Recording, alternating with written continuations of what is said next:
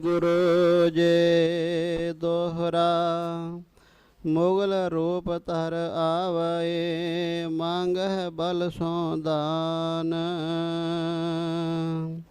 शर्म धर्म कल काल मह भई सर्व के हान मुगल रूप तर आवए मांगह बल सो दान। वाहिगुरु जी का खालसा वाहिगुरु जी की फतेह। परम सत्कारयोग गुरु स्वरूप गुरु सवारे गुरु प्यारे सतगुरां दे साजे नवाजे गुरु खालसा साध संगत माई भाई जी धन हन कलगीधर साहिब सच्चे पातशाह महाराज दीन दुनिया दे मालिक लोक अते परलोक विच पत रखण वाले सहबे कुमाल ऐसे परोपकारी जिन्हां दे परोपकार कहे नहीं जा सकते गिणे नहीं जा सकते बेअंत तो बेअंत हन। संसार दे सारे दुख अपनी झोली विच पा के अते अपने साजे नवाजे खालसे नूं सारे सुख देण वाले सच्चे पातशाह महाराज साडे उपर बहुत वड्डी भारी दया कर रहे हैं, किरपा कर रहे हैं, मेहर कर रहे हैं, जिसका सदका सतगुरां दे पावन पवित्र चरण परसण दा सोहणे दर्शन करन दा सुभागा समा प्राप्त हो रहा है। ये वड्डियां भागां दी निशानी है। बहुत गुरमुख जन ऐसे देश विदेश के विच बैठे हुए लागों भी बैठ के मन में इच्छा रखते हैं सतगुरां दे चरण परसीए महाराज दे चरनां विच जाइए, पर कलयुग अपना प्रभाव दिखाउंदा है, गुरां दे चरनां विच हाज़री नहीं भरी जाती। सो इस वास्ते वो गुरमुख वड्डे भागां वाले है जो सतगुरु धन कलगीधर पातशाह महाराज दे पावन पवित्र चरण परसदे हैं। आप सारियां रूहां पवित्र हो वडभागियां हो जो सतगुरां दी गोदी विच बैठ के आनंद प्राप्त कर रहे हो। नितनेम दी मर्यादा अनुसार सतगुरां दे साजे नवाजे सिंह साहिब जी ने सतगुरां नूं देगां दे भोग लवाए है। उपरंत पिछले पहर दे दीवान विच जो गुर इतिहास की कथा विचार गुरु की संगत नूं सरवण करवाई जाती है, उसकी आरंभता हो रही है। धन श्री गुरु नानक साहब सच्चे पातशाह महाराज तिन्हां लोकां दे मालक हन। पशुआं प्रेतां पत्थरां नूं तारनहारे सच्चे पातशाह महाराज ऐसे गरीब नवाज कोई संसार दी यही जी रूह नहीं है जो गुरु नानक साहब दे चरनां नाल छोई होवे जां गुरु नानक पातशाह महाराज का नाम ही सुन लिया होवे, चरण परसले होण ते उहदा भला ना होया होवे। जंगली जानवर तर गए, पत्थर भी तर गए। वो हसन अबदाल दा अस्थान वली कंधारी वालों रेड़िया होया पहाड़ अज भी वो पत्थर तरिया होया। संगतां गुरुद्वारा पंजा साहिब दे नाम नाल नमस्कार करदी उस पत्थर नूं जाके। नानक झीरा साहिब बिदर महापुरखा ने बड़ी सेवा कारस वाले महापुरखा ने करवाई है। बहुत सुंदर दिख दरबार साहब की बनी है। ये भी सतगुरां की कृपा पत्थर तरिया होया है। साहिबां दे पावन पवित्र चरण छोह दे नाल उत्थे जल का चश्मा अखंड बह रहा है। कौन नहीं तरिया ते कौन तरिया, ये हिसाब किताब करना बड़ा ही औखा है। गुरां दे चरनां विच पापी भी चले गया, पद्दर भी चले गया, प्रेत आत्मा चलेगी, वो भी तर गया। तरनों नहीं कोई भी रहा है। ਪਰ ਕਿੰਨੇ ਤਰੇ ਹੈ ਇਹ ਨਹੀਂ ਗਿਣਤੀ ਕੀਤੀ ਜਾ ਸਕਦੀ। ਆਕਾਸ਼ ਦੇ ਤਾਰੇ ਤੇ ਗਿਣੇ ਜਾ ਸਕਦੇ, ਪਰ ਜਿਨ੍ਹਾਂ ਨੂੰ ਗੁਰੂ ਨਾਨਕ ਸਾਹਿਬ ਜੀ ਨੇ ਤਾਰਿਆ ਹੈ ਉਹ ਨਹੀਂ ਗਿਣੇ ਜਾ ਸਕਦੇ ਹਨ। ਐਸੇ ਸੱਚੇ ਪਾਤਸ਼ਾਹ ਮਹਾਰਾਜ ਦਾ ਪਾਵਨ ਪਵਿੱਤਰ ਇਤਿਹਾਸ ਸੰਗਤ ਜੀ ਚੱਲ ਰਿਹਾ ਹੈ। ਕੱਲ ਆਪ ਸੰਗਤਾਂ ਨੇ ਸਰਵਣ ਕੀਤਾ ਸੀਗਾ ਕਿ ਸ੍ਰੀ ਗੁਰੂ ਨਾਨਕ ਸਾਹਿਬ ਸੱਚੇ ਪਾਤਸ਼ਾਹ ਮਹਾਰਾਜ ਜੀਵਾਂ ਨੂੰ ਤਾਰਦੇ ਹੋਏ ਭਾਈ ਲਾਲੋ ਦੇ ਯਾਦ ਕਰਨ ਤੇ ਏਮਨਾਬਾਦ ਪਹੁੰਚੇ ਹਨ। ਰੱਤੀ ਰੋੜੀ ਤੇ ਆਸਣ ਲਾਇਆ ਹੈ, ਜਿਹਨੂੰ ਅੱਜ ਆਪਾਂ ਗੁਰਦੁਆਰਾ ਰੋੜੀ ਸਾਹਿਬ ਦੇ ਨਾਮ ਨਾਲ ਜਾਣਦੇ ਹਾਂ। ਸਾਧੂਆਂ ਦੀ ਜਮਾਤ ਨਾਲ ਹੈ। ਸੱਚੇ ਪਾਤਸ਼ਾਹ ਮਹਾਰਾਜ ਦੇ ਸੰਧਿਆ ਦਾ ਸਮਾਂ ਹੋਇਆ। ਗੁਰਦੇਵ ਕਹਿਣ ਲੱਗੇ, ਸੰਤ ਜੀ ਜਾਓ ਨਗਰ ਵਿੱਚ ਜਾ ਕੇ ਤੇ ਪ੍ਰਸ਼ਾਦਾ ਕਿਸੇ ਦੇ ਘਰੋਂ ਮੰਗ ਕੇ ਛਕ ਲੈਣਾ। ਨਾਲ ਭਾਈ ਮਰਦਾਨੇ ਜੀ ਨੂੰ ਭੇਜਿਆ ਹੈ। ਇਹ ਏਮਨਾਬਾਦ ਹੰਕਾਰੀਆਂ ਦਾ ਸ਼ਹਿਰ ਬਣ ਕੇ ਰਹਿ ਗਿਆ ਹੈ, ਉਪਦਰਵੀਆਂ ਦਾ ਸ਼ਹਿਰ ਬਣ ਕੇ ਰਹਿ ਗਿਆ ਹੈ। ਦਇਆ ਨਾਮ ਦਾ ਇਹਨਾਂ ਦੇ ਵਿੱਚ ਕੋਈ ਵਸਤੂ ਚੀਜ਼ ਨਹੀਂ ਹੈ।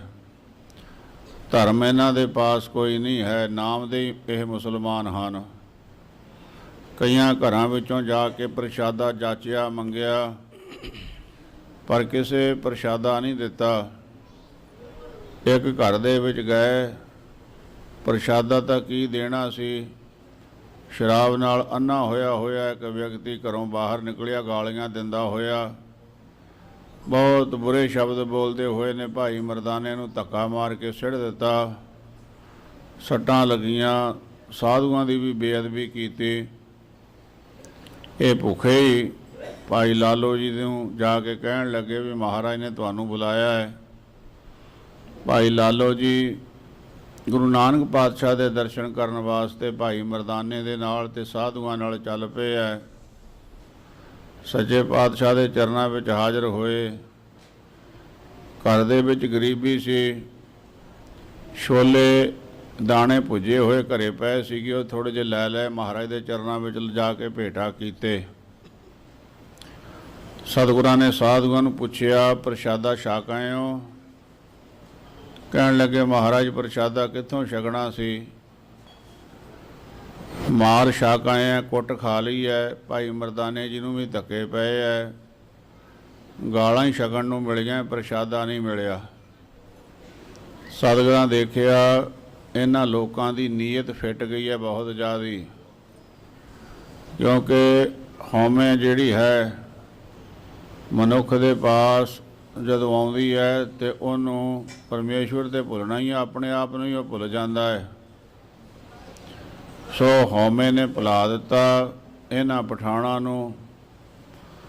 ਤੇ ਸੱਚੇ ਪਾਤਸ਼ਾਹ ਮਹਾਰਾਜ ਇਹਨਾਂ ਦੀ ਹਉਮੈ ਨੂੰ ਦੇਖ ਕੇ ਫਕੀਰਾਂ ਦੀ ਬੇਅਦਬੀ ਨੂੰ ਨਾ ਸਹਾਰਦਿਆਂ ਹੋਇਆਂ, ਪਰ ਜਿਹੜੇ ਆਉਣ ਵਾਲੇ ਭਵਿੱਖ ਦੇ ਵਚਨ ਸਨ ਉਹ ਭਾਈ ਲਾਲੋ ਨੂੰ ਸਰਵਣ ਕਰਵਾਏ। ਸੱਚੇ ਪਾਤਸ਼ਾਹ ਮਹਾਰਾਜ ਨੇ ਤਲੰਗ ਰਾਗ ਦੇ ਵਿੱਚ ਸ਼ਬਦ ਉਚਾਰਿਆ ਸੀਗਾ, ਜੈਸੀ ਮੈਂ ਆਵੇ ਖਸਮ ਕੀ ਬਾਣੀ, ਤੈਸੜਾ ਕਰੀ ਗਿਆਨ ਵੇ ਲਾਲੋ, ਪਾਪ ਕੀ ਜੰਜ ਲੈ ਕਾਬਲੋਂ ਧਾਇਆ, ਜੋਰੀ ਮੰਗੇ ਦਾਨ ਵੇ ਲਾਲੋ।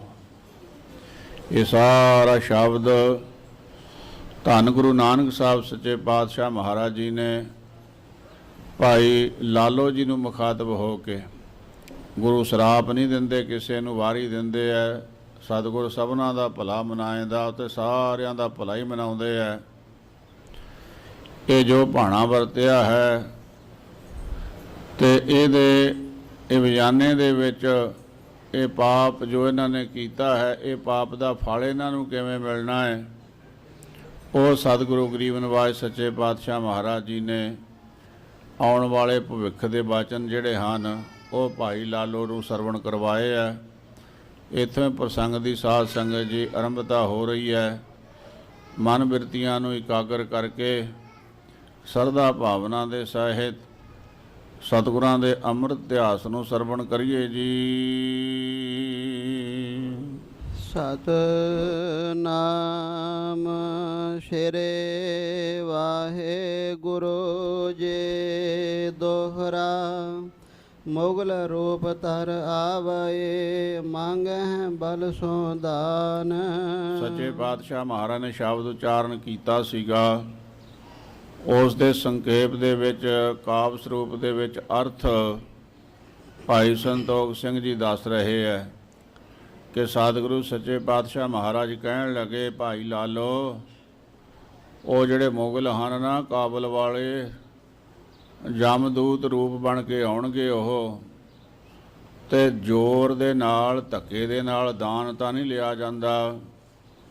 ਉਹਨੂੰ ਆਪਾਂ ਖੋਹਣਾ ਕਹਿ ਸਕਦੇ ਹਾਂ, ਡਾਕਾ ਮਾਰਨਾ ਕਹਿ ਸਕਦੇ ਹਾਂ। ਧੱਕੇ ਦੇ ਨਾਲ ਆਣ ਕੇ ਇਹ ਏਮਨਾਬਾਦ ਵਾਲਿਆਂ ਪਾਸੋਂ ਇਹ ਲੁੱਟ ਖੋਹ ਕਰਨਗੇ। ਸਰਮ ਧਰਮ ਕਲ ਕਾਲ ਮਹਿ ਭਈ ਸਰਬ ਕੀ ਹਾਨ। ਨਾ ਸ਼ਰਮ ਰਹਿ ਜਾਵੇਗਾ, ਨਾ ਕੋਈ ਧਰਮ ਰਹਿ ਜਾਵੇਗਾ। ਕਿਸੇ ਗੱਲ ਦੀ ਕੋਈ ਸ਼ਰਮ ਨਹੀਂ ਮੰਨੂਗਾ। ਧਰਮ ਨਾਮ ਦੀ ਚੀਜ਼ ਨਹੀਂ ਕੋਈ ਰਹਿ ਜਾਵੇਗੀ। ਕਲਯੁਗ ਦੇ ਵਿੱਚ ਇਹ ਸਾਰੇ ਸ਼ਰਮ ਤੇ ਧਰਮ ਦੋਵੇਂ ਖਤਮ ਹੋ ਜਾਣਗੇ ਏਮਨਾਬਾਦ ਨਿਵਾਸੀਆਂ ਦੇ। ਚਉਪਈ ਮੰਤਰੀ ਫਿਰ ਹੈ ਕੋਰ ਆਬ ਹੋਏ। ਸੋ ਹੇ ਭਾਈ ਲਾਲੋ, ਇਹ ਜਿਹੜੇ ਮੰਤਰੀ ਹਨ ਏਮਨਾਬਾਦ ਦੇ, ਇਹ ਬਹੁਤ ਹਉਮੈ ਦੇ ਵਿੱਚ ਹੈ। ਜਦ ਐਸਾ ਹੱਲਾ ਗੁੱਲਾ ਮਚੇਗਾ, ਇਹ ਵੀ ਝੂਠੇ ਹੋਏ ਭਜੇ ਫਿਰਨਗੇ ਵਿੱਚ ਲੁੱਟ ਖੋਹ ਦੇ। ਪੁਨ ਕਾਜੇ ਦਿਜਬਰ ਹੈ ਜੋਏ। ਉਪਰੰਤ ਜਿਹੜੇ ਕਾਜੀ ਹਨ, ਚਾਹੇ ਆਪਣੇ ਆਪ ਨੂੰ ਉੱਚੀ ਕੁਆਲਿਟੀ ਦੇ, ਉੱਚ ਪਾਏ ਦੇ ਬ੍ਰਾਹਮਣ ਪੰਡਿਤ ਵਿਦਵਾਨ ਕਹਾਉਂਦੇ ਹਨ, ਤਿਨ ਕੋ ਕਹਿਓ ਨਾ ਮਾਨਾ ਕੋਈ। ਨਾ ਕੋਈ ਕਾਜੀਆਂ ਦਾ ਕਿਹਾ ਮੰਨੂਗਾ, ਨਾ ਕੋਈ ਬਾਹਮਣਾਂ ਦਾ ਕਿਹਾ ਮੰਨੂਗਾ। ਕਰਹਿ ਨਿਕਾਹ ਸ਼ੈਤਾਨੇ ਸੋਏ। ਤੇ ਆਪਣੀ ਮਰਜ਼ੀ ਦੇ ਨਾਲ ਇਹ ਸ਼ੈਤਾਨੀ ਆਦਮੀ ਜਿਹੜੇ ਆ, ਸ਼ੈਤਾਨੀ ਰੂਹਾਂ ਜਿਹੜੀਆਂ ਹਨ, ਆਪਣੇ ਮੌਜ ਮਰਜ਼ੀ ਦੇ ਨਾਲ ਹੀ ਵਿਆਹ ਕਰਨਗੇ। ਅੰਗਨਾ ਸੁੰਦਰ ਦੇਖ ਲੁਭਾਏ। ਸੋਹਣੀਆਂ ਸੁੰਦਰ ਲੜਕੀਆਂ ਨੂੰ ਦੇਖ ਕੇ ਇਹ ਲੁਭਾਏਮਾਨ ਹੋ ਜਾਣਗੇ। ਬਲ ਸੋ ਭੋਗ ਹੈ ਲਹਿ ਮੰਗਾਏ। ਤੇ ਇਸ ਤਰ੍ਹਾਂ ਉਹ ਜਿਹੜਾ ਜਮ ਸਰੂਪ ਚੜ੍ਹ ਕੇ ਆਊਗਾ ਕਾਬਲ ਤੋਂ, ਉਹਦੀ ਫੌਜਦਾਰ ਆਪ ਚੰਗੀਆਂ ਇਸਤਰੀਆਂ ਨੂੰ ਦੇਖ ਕੇ ਤੇ ਆਪਣੇ ਹਰਮਾਂ ਵਿੱਚ ਮੰਗਾ ਲਿਆ ਕਰਨਗੇ। ਪੜ੍ਹੇ ਕਤੇਬਾ ਮੁਸਲਮਾਨੇ। ਤੇ ਇਸ ਤਰ੍ਹਾਂ ਮੁਸਲਮਾਨੀਆਂ ਡਰਦੀਆਂ ਹੋਈਆਂ ਕਿਤਾਬ ਪੜ੍ਹਿਆ ਕਰਨਗੀਆਂ। ਕਹਿ ਖੁਦਾਏ ਸਰਬ ਮਹਿ ਜਾਣੇ। ਅਤੇ ਨਾਲ ਕਹਿਣਗੀਆਂ ਵੀ ਸਾਰਿਆਂ ਦੇ ਵਿੱਚ ਇੱਕ ਖੁਦਾ ਹੈ, ਇੱਕੋ ਹੀ ਰੱਬ ਹੈ। ਅੱਜ ਜਿਹੜੇ ਰੱਬ ਨੂੰ ਭੁੱਲੇ ਫਿਰਦੇ ਐ, ਰੱਬ ਦੇ ਬੰਦਿਆਂ ਨੂੰ, ਰੱਬ ਦੇ ਪਿਆਰਿਆਂ ਨੂੰ ਧੱਕੇ ਮਾਰਦੇ ਐ, ਰੱਬ ਦੇ ਪਿਆਰਿਆਂ ਦੀ ਵਖਤੋਈ ਕਰਦੇ ਐ, ਬੇਪਤੀ ਕਰਦੇ ਐ। ਜਦ ਇਹਨਾਂ ਦੇ ਉੱਤੇ ਹਮਲਾ ਹੋਇਆ ਤੇ ਫਿਰ ਹੱਥ ਜੋੜ ਕੇ ਕਹਿਣਗੇ ਕਾਹਨੂੰ ਮਾਰਦੇ ਹੋ, ਅਸੀਂ ਵੀ ਤੁਹਾਡੇ ਵਰਗੇ ਰੱਬ ਦੇ ਬੰਦੇ, ਸਾਰਿਆਂ ਵਿੱਚ ਰੱਬ ਦੀ ਜੋਤ ਹੈ। ਫਿਰ ਇਹ ਜਿਹੇ ਸਬਕ ਪੜ੍ਹ ਪੜ੍ਹ ਕੇ ਸੁਣਾਉਣਗੇ ਇਹ ਲੋਕਾਂ ਨੂੰ। ਦੇਤ ਗਰੀਬਨ ਕਾ ਦੁਖ ਭਾਰੇ। ਹੁਣ ਤੇ ਗਰੀਬਾਂ ਨੂੰ ਦੁੱਖ ਦੇ ਰਹੇ ਹੈ ਬਹੁਤ ਭਾਰਾ, ਫਿਰ ਇਹਨਾਂ ਨੂੰ ਦੁੱਖ ਪ੍ਰਾਪਤ ਹੋਵੇਗਾ। ਤੇਹ ਕੋ ਫਲ ਹੋਏ ਕਸ਼ਟ ਅਪਾਰੇ। ਇਹਦਾ ਫਲ ਇਹਨਾਂ ਨੂੰ ਭੋਗਣਾ ਪਵੇਗਾ, ਵੱਡਾ ਭਾਰੀ ਦੁੱਖ ਭੋਗ ਕੇ। ਜਬ ਹੈ ਮਾਰ ਪਰ ਹੈ ਤੈਨ ਤਾਈ। ਭਾਈ ਲਾਲੋ, ਜਦ ਇਹਨਾਂ ਨੂੰ ਮਾਰਿਆ ਜਾਊਗਾ, ਉਹ ਜਮ ਜਿਹੜਾ ਮੁਗਲ ਚੜ੍ਹ ਕੇ ਆਊਗਾ ਕਾਬਲ ਤੋਂ, ਇਹਨਾਂ ਨੂੰ ਸਜ਼ਾਵਾਂ ਦੇਵੇਗਾ, ਵਾਲ ਖੋਵੇਗਾ, ਪੁੱਟੇਗਾ, ਇਹਨਾਂ ਦੇ ਸੋਟਿਆਂ ਦੇ ਨਾਲ ਮਾਰਿਆ ਜਾਵੇਗਾ ਇਹਨਾਂ ਨੂੰ। ਹੇ ਖੁਦਾਏ ਕਿਆ ਕਰਹਿ ਅਲਾਈ। ਤੇ ਫਿਰ ਦੁਹੱਥੜਾਂ ਮਾਰ ਮਾਰੇ ਔਰਤਾਂ ਪਿੱਟਣਗੀਆਂ, ਹੇ ਰੱਬਾ ਸਾਡੇ ਨਾਲ ਇਹ ਕਿਉਂ ਜ਼ੁਲਮ ਹੋ ਰਿਹਾ ਹੈ, ਪਾਪ ਕਿਉਂ ਹੋ ਰਿਹਾ ਹੈ। ਦੋਹਰਾ ਨੀਚ ਜਾਤ ਪੁਨ ਹਿੰਦਣੇ ਗਹਿ ਮੰਗਵਾਵਹਿ ਸੋਏ। ਇਸ ਤਰ੍ਹਾਂ ਨੀਚ ਜਾਤੀ ਦੇ ਜਿਹੜੇ ਲੋਕ ਹਨ, ਹਿੰਦੂ ਉੱਚੀ ਜਾਤੀ ਦੀਆਂ ਇਸਤਰੀਆਂ ਨੂੰ ਪਕੜ ਕੇ ਆਪਣੇ ਹਰਮਾਂ ਵਿੱਚ ਮਗਾਉਣਗੇ। ਗਾਏ ਖੂਨ ਕੇ ਸੋਹਲੇ ਰਤ ਕਾ ਕੁੰਗੂ ਹੋਏ। ਇਸ ਤਰ੍ਹਾਂ ਭਾਈ ਲਾਲੋ, ਜਿੱਥੇ ਕਿਥੇ ਵੀ ਹੈ ਖੂਨ ਹੀ ਖੂਨ, ਖੂਨ ਦੀਆਂ ਗੱਲਾਂ ਹੋਣਗੀਆਂ। ਤੇ ਕੁੰਗੂ ਜਿਹੜਾ ਕਹਿੰਦੇ ਸਭ ਤੋਂ ਪਵਿੱਤਰ ਜਲ ਮੰਨਿਆ ਜਾਂਦਾ ਹੈ, ਉਹ ਵੀ ਖੂਨ ਬਣ ਜਾਵੇਗਾ। ਭਾਵ ਹਰ ਜਗ੍ਹਾ ਖੂਨ ਹੀ ਖੂਨ ਹੋਵੇਗਾ ਇਮਨਾਬਾਦ ਵਿੱਚ। ਚਾਉ ਪਏ ਲਾਲੋ ਬੈਠੋ ਹੋ ਤੋ ਅਗਾਰੇ। ਇਸ ਤਰ੍ਹਾਂ ਭਾਈ ਲਾਲੋ ਜੀ ਸ੍ਰੀ ਗੁਰੂ ਨਾਨਕ ਸਾਹਿਬ ਸੱਚੇ ਪਾਤਸ਼ਾਹ ਜੀ ਦੇ ਸਨਮੁਖ ਬੈਠੇ ਹੋਏ ਸਨ। ਸੋਨ ਭੋਜਨ ਹਿਤ ਗਿਰਾ ਉਚਾਰੇ। ਇਹ ਸੱਚੇ ਪਾਤਸ਼ਾਹ ਮਹਾਰਾਜ ਦੇ ਬਾਚਨ ਸੁਣੇ ਤੇ ਫਿਰ ਕੋਈ ਮਨ ਦੇ ਵਿੱਚ ਇਹ ਜਿਹਾ ਵਿਚਾਰ ਪੈਦਾ ਹੋਇਆ। ਉਹਦੀ ਨਿਵਰਤੀ ਵਾਸਤੇ ਸ਼ੰਕੇ ਦੇ ਸਤਿਗੁਰੂ ਗਰੀਬ ਨਿਵਾਜ ਪਾਤਸ਼ਾਹ ਨੂੰ ਬੇਨਤੀ ਕੀਤੀ। ਮੁਗਲੇ ਆਵਹਿ ਕਰਹਿ ਲਰਾਏ। ਇਹ ਸੱਚੇ ਪਾਤਸ਼ਾਹ ਆਪ ਕਹਿੰਦੇ ਹੋ ਕਿ ਮੁਗਲ ਆਉਣਗੇ ਕਾਬਲ ਤੋਂ, ਜਮਕਰ ਮੁਗਲ ਚੜਾਇਆ। ਉਹ ਜਮ ਸਰੂਪ ਮੁਗਲ ਆਉਣਗੇ, ਲੜਾਈ ਕਰਨਗੇ, ਇੱਥੇ ਆਣ ਕੇ ਜੰਗ ਕਰਨਗੇ। ਯਹਾਂ ਕੇ ਬਰਥਾ ਕਹੋ ਜਗ ਰਾਏ। ਇਹ ਜਗਤ ਦੇ ਮਾਲਕ ਸੱਚੇ ਪਾਤਸ਼ਾਹ ਮਹਾਰਾਜ ਉਹ ਵਿਸਥਾਰ ਦੇ ਨਾਲ ਮੈਨੂੰ ਸਾਰਾ ਸਮਝਾਉਣਾ ਕਰੋ, ਦੱਸਣਾ ਕਰੋ ਜੀ। ਕਬ ਲਾਓ ਰਾਜ ਕਰੈ ਜਗ ਮਾਹੇ। ਉਹ ਜਿਹੜੇ ਕਾਬਲ ਤੋਂ ਜਮਾਂ ਨੇ ਚੜ੍ਹ ਕੇ ਆਉਣਾ ਹੈ, ਜਮਦੂਤਾਂ ਨੇ, ਮੁਗਲਾਂ ਨੇ, ਮਹਾਰਾਜ ਕਦੋਂ ਤੱਕ ਉਹ ਹਿੰਦੁਸਤਾਨ ਤੇ ਰਾਜ ਕਰਨਗੇ। ਪੁਨ ਧਰਨੇ ਤੇ ਸੋ ਕਬ ਜਾਹੇ। ਤੇ ਇਹ ਧਰਤੀ ਤੋਂ ਉਹਨਾਂ ਦਾ ਰਾਜ ਕਦੋਂ ਖਤਮ ਹੋਵੇਗਾ। ਖਾਨ ਮਹਾਮਦ ਅੰਧ ਰਹਾਵਹਿ। ਇਸ ਤਰ੍ਹਾਂ ਸੱਚੇ ਪਾਤਸ਼ਾਹ ਮਹਾਰਾਜ ਹਾਂਜੀ ਖਾਨ ਮਹਾਮਦ ਅੰਧ ਰਹਾਵਹਿ। ਇੱਥੇ ਜਿਹੜੇ ਮਹਾਮੂਰਖ ਲੋਕ ਰਹਿੰਦੇ ਹਨ, ਮਦ ਦੇ ਵਿੱਚ ਵੀ ਅੰਨੇ ਰਹਿੰਦੇ ਹੈ। ਮਾਇਆ ਦਾ ਨਸ਼ਾ ਮਦ ਤੋਂ ਵੀ ਜ਼ਿਆਦਾ ਹੁੰਦਾ ਹੈ। ਜਿਹਦੇ ਪਾਸ ਧਨ ਦੌਲਤ ਜ਼ਿਆਦੀ ਹੋਵੇ, ਹਕੂਮਤ ਉਹਦੀ ਚੱਲਦੀ ਹੋਵੇ, ਉਹਨੂੰ ਤਾਂ ਨਸ਼ਾ ਕੋਈ ਕਰਨ ਦੀ ਲੋੜ ਹੀ ਨਹੀਂ। ਉਹ ਹੀ ਨਸ਼ੇ ਵਿੱਚ ਡੁੱਬਿਆ ਰਹਿੰਦਾ ਵੀ ਮੇਰੇ ਪਾਸ ਧਨ ਦੌਲਤ ਬਹੁਤ ਹੈ, ਮੇਰਾ ਬਚਨ ਫੁਰਦਾ, ਹਰ ਜਗ੍ਹਾ ਮੇਰਾ ਬਚਨ ਚੱਲਦਾ ਹੈ। ਤੇ ਤੀਜਾ ਰੱਜ ਕੇ ਸ਼ਰਾਬ ਵੀ ਪੀਤੀ ਹੋਵੇ, ਉਹਨੂੰ ਕੌਣ ਰੋਕੇ ਟੋਕੇ। ਇੱਥੇ ਮਹਾਰਾਜ ਮੰਦਮਤੀ ਤੇ ਅੰਨੇ ਹੋਏ, ਨਸ਼ੇ ਦੇ ਵਿੱਚ ਚੂਰ ਹੋਏ ਹੋਏ, ਮਾਇਆ ਦੇ ਵਿੱਚ, ਹੰਕਾਰ ਦੇ ਵਿੱਚ ਪਏ ਹੋਏ ਜੋ ਰਹਿੰਦੇ ਹਨ ਲੋਕ ਇਮਨਾਬਾਦ ਵਿੱਚ। ਕਰੇ ਅਵਗਿਆ ਤਸ ਫਲ ਪਾਵਹਿ। ਇਹ ਮਹਾਰਾਜ ਜਿਹੋ ਜੀ ਇਹਨਾਂ ਨੇ ਅਵਗਿਆ ਕੀਤੀ ਹੈ, ਗਲਤੀ ਕੀਤੀ ਹੈ, ਸਾਧੂਆਂ ਦੀ ਬੇਪਤੀ ਕਰਨ ਦੀ, ਨਾਲ ਧੱਕੇ ਮਾਰਨ ਦੀ। ਭਾਈ ਮਰਦਾਨਾ ਜਿਹਨੂੰ ਸੱਟ ਲੱਗ ਗਈ ਹੈ ਤੇ ਇਹ ਕੀਤੀ ਹੋਏ ਦਾ ਆਪਣਾ ਇਹ ਫਲ ਭੋਗ ਲੈਣਗੇ।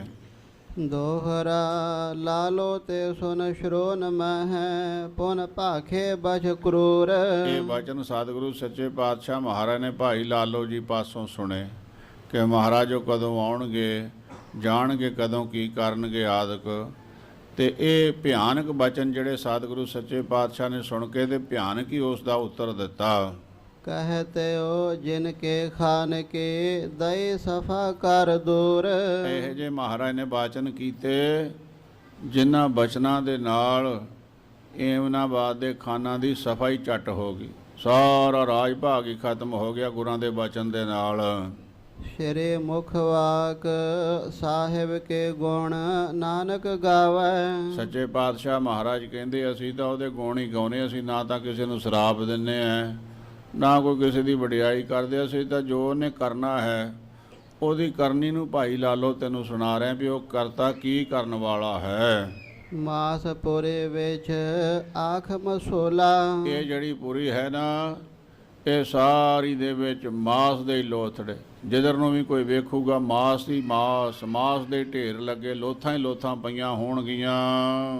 ਜਿਨ ਉਪਾਏ ਰੰਗ ਰਵਾਏ। ਤੇ ਜਿਨੇ ਇਹ ਸ੍ਰਿਸ਼ਟੀ ਸਾਜੀ ਹੋਈ ਹੈ, ਇਹ ਸ਼ਹਿਰ ਬਣਾਇਆ, ਪਰਜਾ ਵਸਾਈ ਹੋਈ ਹੈ, ਰੰਗੀ ਭਾਗੀ ਵਸ ਰਹੇ ਹੈ, ਹੱਸ ਰਹੇ ਹੈ, ਰਵਾਵੇਗਾ ਵੀ ਉਹੀ। ਇਹਨਾਂ ਦੀ ਜਿਹੜੀ ਕਰਤੂਤ ਹੈ ਨਾ, ਰੋਣ ਵਾਲੀ ਹੈ, ਤੇ ਆਪਣੀ ਕਰਤੂਤ ਦੇ ਵਾਸਤੇ ਹੀ ਇਹ ਰੋਣਗੇ ਉਸ ਕਰਤੇ ਦੇ ਰਵਾਏ ਹੋਏ। ਬੈਠਾ ਵੇਖੈ ਵਖ ਇਕੇਲਾ। ਆਪ ਕਰਤਾ ਪੁਰਖ ਵਾਹਿਗੁਰੂ ਸਾਰਿਆਂ ਤੋਂ ਅਲੱਗ ਹੋ ਕੇ ਇਕੱਲਾ ਬੈਠ ਕੇ ਜੋ ਇਹਨਾਂ ਨੂੰ ਸਜ਼ਾਵਾਂ ਮਿਲਣੀਆਂ ਉਹ ਵੇਖੇਗਾ। ਸੱਚਾ ਸੋ ਸਾਹਿਬ ਸੱਚ ਤਪਾਵਸ। ਕਿਉਂਕਿ ਉਹ ਕਰਤਾ ਪੁਰਖ ਵਾਹਿਗੁਰੂ ਸੱਚਾ ਹੈ ਤੇ ਉਹਦਾ ਤਪਾਵਸ ਨਿਆਉ ਜਿਹੜਾ ਉਹ ਵੀ ਸੱਚਾ ਹੈ। ਸਚੜਾ ਨਿਆਉ ਕਰੇ ਗੋ ਮਸੋਲਾ। ਉਹ ਸੱਚਾ ਹੀ ਨਿਆਉ ਕਰਦਾ, ਕਿਸੇ ਦੇ ਨਾਲ ਜ਼ੁਲਮ ਨਹੀਂ ਕਰਦਾ, ਧੱਕਾ ਨਹੀਂ ਕਰਦਾ ਹੈ। ਕਾਇਆ ਕਪੜ ਟੋਕ ਟੋਕ ਹੋਸੇ। ਭਾਈ ਲਾਲੋ ਇਹ ਇਮਨਾਬਾਦ ਸ਼ਹਿਰ ਦੇ ਵਿੱਚ ਸਰੀਰ ਰੂਪੀ ਕੱਪੜੇ ਜਿਵੇਂ ਦਰਜੀ ਕਤਰਾਂ ਕੱਟ ਕੱਟ ਕੇ ਸਿੱਟ ਦਿੰਦਾ ਹੈਗਾ। ਇਸ ਤਰ੍ਹਾਂ ਤਲਵਾਰਾਂ ਦੇ ਨਾਲ, ਗੰਡਾਸਿਆਂ ਦੇ ਨਾਲ, ਛੁਰਿਆਂ ਦੇ ਨਾਲ ਇਹਨਾਂ ਦੇ ਮਾਸ ਦੇ ਲੋਥੜੇ ਸਾਰੇ ਸ਼ਹਿਰ ਦੇ ਵਿੱਚ ਵੇਚ ਜਾਣਗੇ। ਕੱਪੜਿਆਂ ਦੀਆਂ ਕਤਰਾਂ ਕੱਟੀਆਂ ਵਾਂਗੂ ਖਿਲਰੀਆਂ ਹੋਈਆਂ ਵਾਂਗੂ ਸਰੀਰ ਦੇ ਲੋਥੜੇ ਹੀ ਖਿਲਰੇ ਅਮਨਾਬਾਦ ਵਿੱਚ ਦਿਸਣਗੇ। ਕਾਇਆਂ ਦੇ ਕੱਪੜੇ ਟੁੱਕੇ ਹੋਏ ਸਾਰੇ ਸ਼ਹਿਰ ਵਿੱਚ ਬਿਖਰੇ ਪੈਣਗੇ, ਖਿਲਰੇ ਪੈਣਗੇ। ਹਿੰਦੁਸਤਾਨ ਸਮਾਲ ਸੇ ਬੋਲਾ। ਇਹ ਜਿਹੜੀ ਹਿੰਦੁਸਤਾਨ ਦੀ ਬੋਲੀ ਹੈ ਨਾ, ਜਾਂ ਬੋਲ ਬਾਲਾ ਹੈ, ਰਾਜ ਹੈ, ਇਹ ਹਿੰਦੁਸਤਾਨ ਦੀ ਹੁਣ ਬੋਲੀ ਖਤਮ ਹੋ ਜਾਵੇਗੀ। ਹਿੰਦੁਸਤਾਨ ਦਾ ਬੋਲ ਬਾਲਾ ਖਤਮ ਹੋ ਜਾਵੇਗਾ। ਕੌਣ ਸੰਭਾਲ ਲੂਗਾ? ਕਾਬਲ ਤੋਂ ਆਇਆ ਹੋਇਆ ਜਮ ਹਿੰਦੁਸਤਾਨ ਦਾ ਰਾਜ ਭਾਗ ਆਪਣਾ ਸੰਭਾਲ ਲਵੇਗਾ, ਕਾਇਮ ਕਰ ਲਵੇਗਾ, ਖੋਹ ਲਵੇਗਾ। 51 78 ਜਾਨ 97। ਸੋ ਹੇ ਭਾਈ ਲਾਲੋ, 1578 ਦੇ ਵਿੱਚ ਇਹ ਭਾਣਾ ਵਰਤੂਗਾ। ਇਹ ਹੁਣ 1578 ਚੱਲ ਰਿਹਾ ਹੈ, ਆਉਣ ਹੀ ਵਾਲੇ ਆ ਮੁਗਲ ਜਮਰੂਪ। ਤੇ ਇਸੇ ਪ੍ਰਕਾਰ ਜਾਨ 97 1797 ਦੇ ਵਿੱਚ ਇਹਨਾਂ ਦਾ ਖਾਤਮਾ ਹੋ ਜਾਵੇਗਾ। ਹੋਰ ਪੇ ਉਠ ਸੇ ਮਰਦ ਕਾ ਚੇਲਾ। ਫਿਰ ਸੱਚੇ ਪਾਤਸ਼ਾਹ ਮਹਾਰਾਜ ਇਸ਼ਾਰਾ ਕਰਦੇ, ਕਹਿੰਦੇ ਮਰਦ ਦਾ ਚੇਲਾ ਉੱਠੇਗਾ। ਅੱਡ ਅੱਡ ਗਿਆਨੀਆਂ ਨੇ ਇਹਦੇ ਅਰਥ ਬਣਾਏ ਹੋਏ ਆ। ਕਈਆਂ ਨੇ ਮਰਦ ਦਾ ਚੇਲਾ ਮਹਾਰਾਜਾ ਰਣਜੀਤ ਸਿੰਘ ਜੀ ਨੂੰ ਮੰਨਿਆ ਹੈ, ਪਰ ਜੋ ਵਿਦਵਾਨਾਂ ਦੀ ਬਹੁਤੀ ਰਾਏ ਹੈ ਉਹ ਮਰਦ ਅਗੰਮੜਾ ਧੰਨ ਕਲਗੀਧਰ ਪਾਤਸ਼ਾਹ ਤੇ ਉਸ ਦਾ ਚੇਲਾ ਗੁਰੂ ਕਾ ਖਾਲਸਾ। ਇੱਕ ਇਕੱਲੇ ਨੂੰ ਚੇਲਾ ਨਹੀਂ ਮੰਨਿਆ ਹੈ। ਕਲਗੀਧਰ ਪਾਤਸ਼ਾਹ ਮਹਾਰਾਜ ਮਰਦ ਅਗੰਮੜੇ ਹੈ ਤੇ ਉਹਨਾਂ ਦਾ ਚੇਲਾ ਜਿਹੜਾ ਹੈ ਉਹ ਗੁਰੂ ਕਾ ਖਾਲਸਾ ਹੈ। ਕਿਉਂਕਿ ਵਾਹ ਵਾਹ ਗੋਬਿੰਦ ਸਿੰਘ ਆਪੇ ਗੁਰ ਚੇਲਾ। ਖਾਲਸੇ ਦਾ ਗੁਰੂ ਵੀ ਆਪ ਹੈ ਤੇ ਗੁਰੂ ਦਾ ਚੇਲਾ, ਖਾਲਸੇ ਦਾ ਚੇਲਾ ਵੀ ਆਪ ਅੰਮ੍ਰਿਤ ਦੀਆਂ ਦਾਤਾਂ ਮੰਗ ਕੇ ਪ੍ਰਾਪਤ ਕਰਨ ਕਰਕੇ। ਸੋ ਮਹਾਰਾਜ ਕਹਿਣ ਲੱਗੇ, ਭਾਈ ਲਾਲੋ, ਅਸੀਂ 10ਵੇਂ ਜਾਮੇ ਦੇ ਵਿੱਚ ਪ੍ਰਗਟ ਹੋਵਾਂਗੇ ਤੇ ਸਾਡਾ ਚੇਲਾ ਅੱਗੇ ਜਿਹੜਾ ਗੁਰੂ ਕਾ ਖਾਲਸਾ ਹੈ ਉਹ ਪ੍ਰਗਟ ਹੋਵੇਗਾ। ਸੱਚ ਕੇ ਬਾਣੇ ਨਾਨਕ ਆਖੈ। ਅਸੀਂ ਸੱਚ ਦੇ ਵਚਨ ਕਹਿ ਰਹੇ ਹਾਂ, ਇਹਦੇ ਵਿੱਚ ਝੂਠ ਕੋਈ ਨਹੀਂ। ਜੋ ਹੋਣ ਵਾਲਾ ਹੈ ਉਹ ਤੈਨੂੰ ਦੱਸ ਰਹੇ ਹਾਂ। ਸੱਚ ਸੁਣਾਏ ਸੇ ਸੱਚ ਕੇ ਬੇਲਾ। ਕਿਉਂਕਿ ਹੁਣ ਸਮਾਂ ਸੱਚ ਸੁਣਾਉਣ ਦਾ ਹੈ, ਚੁੱਪ ਰਹਿਣ ਦਾ ਸਮਾਂ ਨਹੀਂ ਹੈ। ਇਹਨਾਂ ਜੋ ਬੇਅਦਬੀ ਕੀਤੀ ਸਾਧੂਆਂ ਦੀ, ਇਸ ਵਾਸਤੇ ਇਹ ਬੇਅਦਬੀ ਦਾ ਜੋ ਬਦਲਾ ਨਿਰੰਕਾਰ ਨੇ ਲੈਣਾ ਹੈ, ਇਹਨਾਂ ਨੂੰ ਸਜ਼ਾਵਾਂ ਮਿਲਣੀਆਂ। ਉਹ ਸਮਾਂ ਆ ਗਿਆ ਸਾਨੂੰ ਦੱਸਣ ਦਾ। ਦੋਹਰਾ ਸ਼੍ਰੀ ਨਾਨਕ ਪੁਰਾਨ ਪੁਰਖ ਸਾਹਿਬ ਕੇ ਗੁਣ ਗਾਏ। ਧੰਨ ਗੁਰੂ ਨਾਨਕ ਪਾਤਸ਼ਾਹ ਮਹਾਰਾਜ ਕਹਿੰਦੇ ਹੈ, ਭਈ ਉਹ ਜਿਹੜਾ ਪਰਿਪੂਰਨ ਸਮਰੱਥ ਕਰਤਾ ਪੁਰਖ ਵਾਹਿਗੁਰੂ, ਅਸੀਂ ਤੇ ਉਹਦੇ ਗੁਣ ਗਾ ਰਹੇ ਹਾਂ। ਦੇਹ ਇਨਹਾ ਕੀ ਜੀ ਜੋ ਭਿੰਨ ਭਿੰਨ ਹਵ ਜਾਏ। ਇਹ ਜਿਹੜੇ ਸਰੀਰ ਹਨ ਨਾ ਇਹਨਾਂ ਦੇ, ਤੇ ਇਹਦੇ ਵਿੱਚ ਜਿਹੜੀ ਦੇਹ ਵਸਦੀ ਹੈ, ਤੇ ਉਹ ਜਮ ਜਦੋਂ ਆਊਗਾ ਮੁਗਲ ਚੜ੍ਹ ਕੇ ਬਾਬਰ, ਦੇਹੀ ਤੇ ਆਤਮਾ ਅਲੱਗ ਅਲੱਗ ਹੋ ਜਾਣਗੇ, ਲੋਥਾਂ ਹੀ ਲੋਥਾਂ ਵਿਹ ਜਾਣਗੀਆਂ। ਚੌਪਈ ਮਾਸਪੁਰੀ ਇਹ ਥਲ ਹੋਏ ਜਾਵਹਿ। ਆ ਸਾਰਾ ਸ਼ਹਿਰ ਜਿਹੜਾ ਹੈ ਨਗਰ ਏਮਨਾਬਾਦ, ਇਹ ਮਾਸਪੁਰੀ ਬਣ ਜਾਵੇਗਾ, ਮਾਸ ਦਾ ਸ਼ਹਿਰ ਬਣ ਜਾਵੇਗਾ, ਮਰੇ ਹੋਏ ਮਾਸ ਦਾ, ਲੋਥਾਂ ਦਾ ਸ਼ਹਿਰ ਬਣ ਜਾਵੇਗਾ। ਇਸ ਬੇਦ ਮਸਲਾ ਕਰ ਦਿਖ ਰਾਵਹਿ। ਇਹ ਸਾਰਾ ਨਿਆਂ ਹੋਵੇਗਾ, ਮਸਲਾ ਹੋਵੇਗਾ। ਜਿਸਨੇ ਸਰਬ ਜਗਤ ਉਪਜਾਇਓ। ਜਿਸ ਕਰਤੇ ਪੁਰਖ ਵਾਹਿਗੁਰੂ ਨੇ ਸਾਰੀ ਸ੍ਰਿਸ਼ਟੀ ਨੂੰ ਸਾਜਿਆ ਹੋਇਆ ਹੈ। ਅਨੇਕ ਪ੍ਰਕਾਸ਼ ਰੰਗ ਦਿਖ ਰਾਇਓ। ਅਨੇਕਾਂ ਪ੍ਰਕਾਰ ਦੇ ਚਾਨਣ ਬਖਸ਼ੇ ਹੋਏ ਹੈ, ਜੀਵ ਭਾਵ ਪੈਦਾ ਕੀਤੇ ਹੋਏ ਹੈ, ਅਨੇਕਾਂ ਖੁਸ਼ੀਆਂ ਜਿਸ ਨੇ ਦਿੱਤੀਆਂ ਹੋਈਆਂ। ਤਿਸ ਸਾਹਿਬ ਤੇ ਹੋਏ ਪ੍ਰਤਿਕੂਲੇ। ਪਰ ਜਿਸ ਮਾਲਕ ਨੇ ਸਾਰਾ ਕੁਝ ਦਿੱਤਾ ਹੋਇਆ, ਸੋਹਣੀ ਦੇਹੀ ਦਿੱਤੀ ਹੋਈ ਹੈ, ਰੰਗ ਰਾਗ ਭੋਗਣ ਨੂੰ ਸਮਾਜ ਦਿੱਤਾ ਹੋਇਆ ਹੈ, ਸਭ ਉੱਪਰ ਤੇਰੀ ਸਰਦਾਰੀ, ਅਬਰ ਜੋਨ ਤੇਰੀ ਪਨਹਾਰੀ। ਜਿਸ ਨੇ ਦਾਤਾਂ ਬਖਸ਼ੀਆਂ ਹੋਈਆਂ, ਜਦ ਉਹਦੇ ਪ੍ਰਤੀਕੂਲ ਉਲਟ ਹੋ ਜਾਣਗੇ ਤੇ ਕਿਉਂ ਨਹੀਂ ਸਜ਼ਾ ਦੇਵੇਗਾ। ਜਿਹੜੀ ਔਲਾਦ ਆਪਣੇ ਮਾਤਾ ਪਿਤਾ ਦਾ ਬਚਨ ਨਹੀਂ ਮੰਨਦੀ, ਬੇਅਦਬੀ ਕਰਦੀ ਹੈ, ਤੇ ਉਹਦੇ ਮਾਂ-ਬਾਪ ਕਹਿ ਦਿੰਦੇ ਸਾਡੀ ਔਲਾਦ ਹੀ ਨਹੀਂ ਹੈ, ਕਰਤਾ ਪੁਰਖ ਵਾਹਿਗੁਰੂ ਇਹਨਾਂ ਨਾਲ ਇਹੀ ਸਲੂਕ ਕਰੇਗਾ, ਇਹ ਨਿਆਂ ਕਰੇਗਾ ਇਹਨਾਂ ਦੇ ਨਾਲ। ਵਿਸ਼ਿਆਨ ਮੈਂ ਫਸ ਸਭ ਸੁਧ ਭੁਲੇ। ਇਹ ਏਡੇ ਮੂਰਖ ਲੋਕ ਹਨ, ਵਿਸ਼ੇ ਵਿਕਾਰਾਂ ਦੇ ਵਿੱਚ ਪੈ ਕੇ ਇਹ ਭੁੱਲ ਗਏ ਨੇ ਕਰਤੇ ਪੁਰਖ ਵਾਹਿਗੁਰੂ। ਇਹਨਾਂ ਦੀ ਬੁੱਧੀ ਭ੍ਰਿਸ਼ਟ ਹੋ ਗਈ ਹੈ। ਇਹਨਾਂ ਦੀ ਬੁੱਧੀ ਵਿੱਚੋਂ ਨਿਕਲ ਹੀ ਗਿਆ ਹੈ ਕਿ ਅਸੀਂ ਮਾਲਕ ਨਹੀਂ ਹਾਂ। ਮਾਲਕ ਕਰਤਾ ਪੁਰਖ ਵਾਹਿਗੁਰੂ ਅਸੀਂ ਤਾਂ ਚੰਦ ਦਿਨ ਦੇ ਮਹਿਮਾਨ ਆਏ ਹੋਏ ਆ ਦੁਨੀਆ ਤੇ। ਇਹ ਵਿਸਰ ਗਿਆ ਹੈ ਇਹਨਾਂ ਨੂੰ। ਪਿਖ ਹੈ ਸੋ ਨਿਆਰੋ ਹੋਏ ਤਮਾਸ਼ੋ। ਤੇ ਉਹ ਕਰਤਾ ਪੁਰਖ ਵਾਹਿਗੁਰੂ ਇਹ ਤਮਾਸ਼ਾ ਲਾ ਕੇ ਆਪ ਅਲੱਗ ਹੋ ਕੇ ਸਾਰਾ ਦੇਖੂਗਾ ਵੀ ਕਿਹਦੇ ਨਾਲ ਕੀ ਹੋ ਰਿਹਾ ਹੈ। ਸੱਚਾ ਸਾਹਿਬ ਨਿਆਉ ਸੱਚਾ ਸੋ। ਕਿਉਂਕਿ ਉਹ ਕਰਤਾ ਪੁਰਖ ਵਾਹਿਗੁਰੂ ਆਪ ਸੱਚਾ ਹੈ, ਉਹਦਾ ਨਿਆਉ ਵੀ ਸੱਚਾ ਹੈ। ਮਸਲੇ ਮੁਜਬ ਕਰ ਹੈ ਸੋਏ। ਤੇ ਉਹ ਜਿਵੇਂ ਜਿਵੇਂ ਕਿਸੇ ਦਾ ਹਿਸਾਬ ਬਣਦਾ ਹੈ ਉਵੇਂ ਉਵੇਂ ਉਹਦਾ ਮਸਲਾ ਨਿਬੇੜੂਗਾ, ਉਵੇਂ ਉਵੇਂ ਉਹਦਾ ਹਿਸਾਬ ਕਰੂਗਾ ਕਰਾਊਗਾ। ਕਾਇਆ ਕਪੜ ਟੋਕ ਟੋਕ ਹੋਏ। ਸਰੀਰਾਂ ਦਾ ਕਪੜਾ ਜਿਹੜਾ ਹੈ ਕਤਰਾਂ ਰੁਲਦੀਆਂ ਫਿਰਨਗੀਆਂ ਮਾਸ ਤੇ ਲੋਥੜਿਆਂ ਦੀਆਂ ਸੇਮਨਾਬਾਦ ਦੇ ਸ਼ਹਿਰ ਵਿੱਚ। ਜਸ ਆਗ ਕੇ ਤਸ ਹਵਾ ਦੁਖ ਭਾਰੇ। ਜਿਹੇ ਜੇ ਪਾਪ ਇਹਨਾਂ ਨੇ ਕੀਤੇ ਐ ਭਾਈ ਲਾਲੋ ਉਹੋ ਜਿਹਾ ਫਲ ਇਹਨਾਂ ਨੂੰ ਪ੍ਰਾਪਤ ਹੋ ਜਾਵੇਗਾ। ਸ਼੍ਰੋਨਤ ਪਸ ਰਹੇ ਧਰਨ ਮਝਾਰੇ। ਆ ਜਿਹੜੇ ਗਲੀਆਂ ਬਾਜ਼ਾਰ ਹਨ ਏਮਨਾਬਾਦ ਦੇ ਜਾਂ ਜਿੰਨੀ ਵੀ ਧਰਤੀ ਹੈ ਸਾਰੀ ਤੇ ਲੋਹ ਹੀ ਲੋਹ ਖਿਲਰਿਆ ਦਿਸੂਗਾ। ਦੋਹਰਾ ਹਿੰਦੁਸਤਾਨ ਕੇ ਬੋਲ ਜੋ ਆਨ ਸੰਭਾਲ ਹੈ ਸੋਏ। ਇਹ ਹਿੰਦੁਸਤਾਨ ਦੀ ਬੋਲੀ ਅਥਵਾ ਹਿੰਦੁਸਤਾਨ ਦਾ ਰਾਜ ਇਹ ਦੂਸਰੇ ਹੀ ਆਣ ਕੇ ਹੁਣ ਸੰਭਾਲਣਗੇ ਕਾਬਲ ਵਾਲੇ। 1500 ਪੁਨ 78 ਆਵਨ ਤਿਨ ਕੋ ਹੋਏ। 1578 ਬਿਕਰਮੀ ਦੇ ਵਿੱਚ ਭਾਈ ਲਾਲੋ ਇਹ ਮੁਗਲ ਚੜ੍ਹ ਕੇ ਆਉਣਗੇ ਕਾਬਲ ਤੋਂ ਰਾਜ ਸੰਭਾਲ ਲੈਣਗੇ ਹਿੰਦੁਸਤਾਨ ਦਾ। ਚੌਪਈ 1797 ਮਾਹੇ। ਉਪਰੰਤ ਫਿਰ 1797 ਬਿਕਰਮੀ ਦੇ ਵਿੱਚ ਇਹ ਸਾਧ ਸੰਗਤ ਜੀ ਕਈ ਗੁਰਮੁਖ ਜਨ ਪੁੱਛਦੇ ਆ ਵੀ ਇਹਦਾ ਭਾਵ ਕੀ ਹੈ। ਆ ਪਿੱਛੇ ਜੇ 84 ਦੇ ਵਿੱਚ ਜਦੋਂ ਦਰਬਾਰ ਸਾਹਿਬ ਜੀ ਦੇ ਉੱਤੇ ਜ਼ਾਲਮਾਂ ਨੇ ਵੱਡਾ ਹਮਲਾ ਕੀਤਾ ਘੱਲੂ ਘਾਰਾ ਮਚ ਗਿਆ।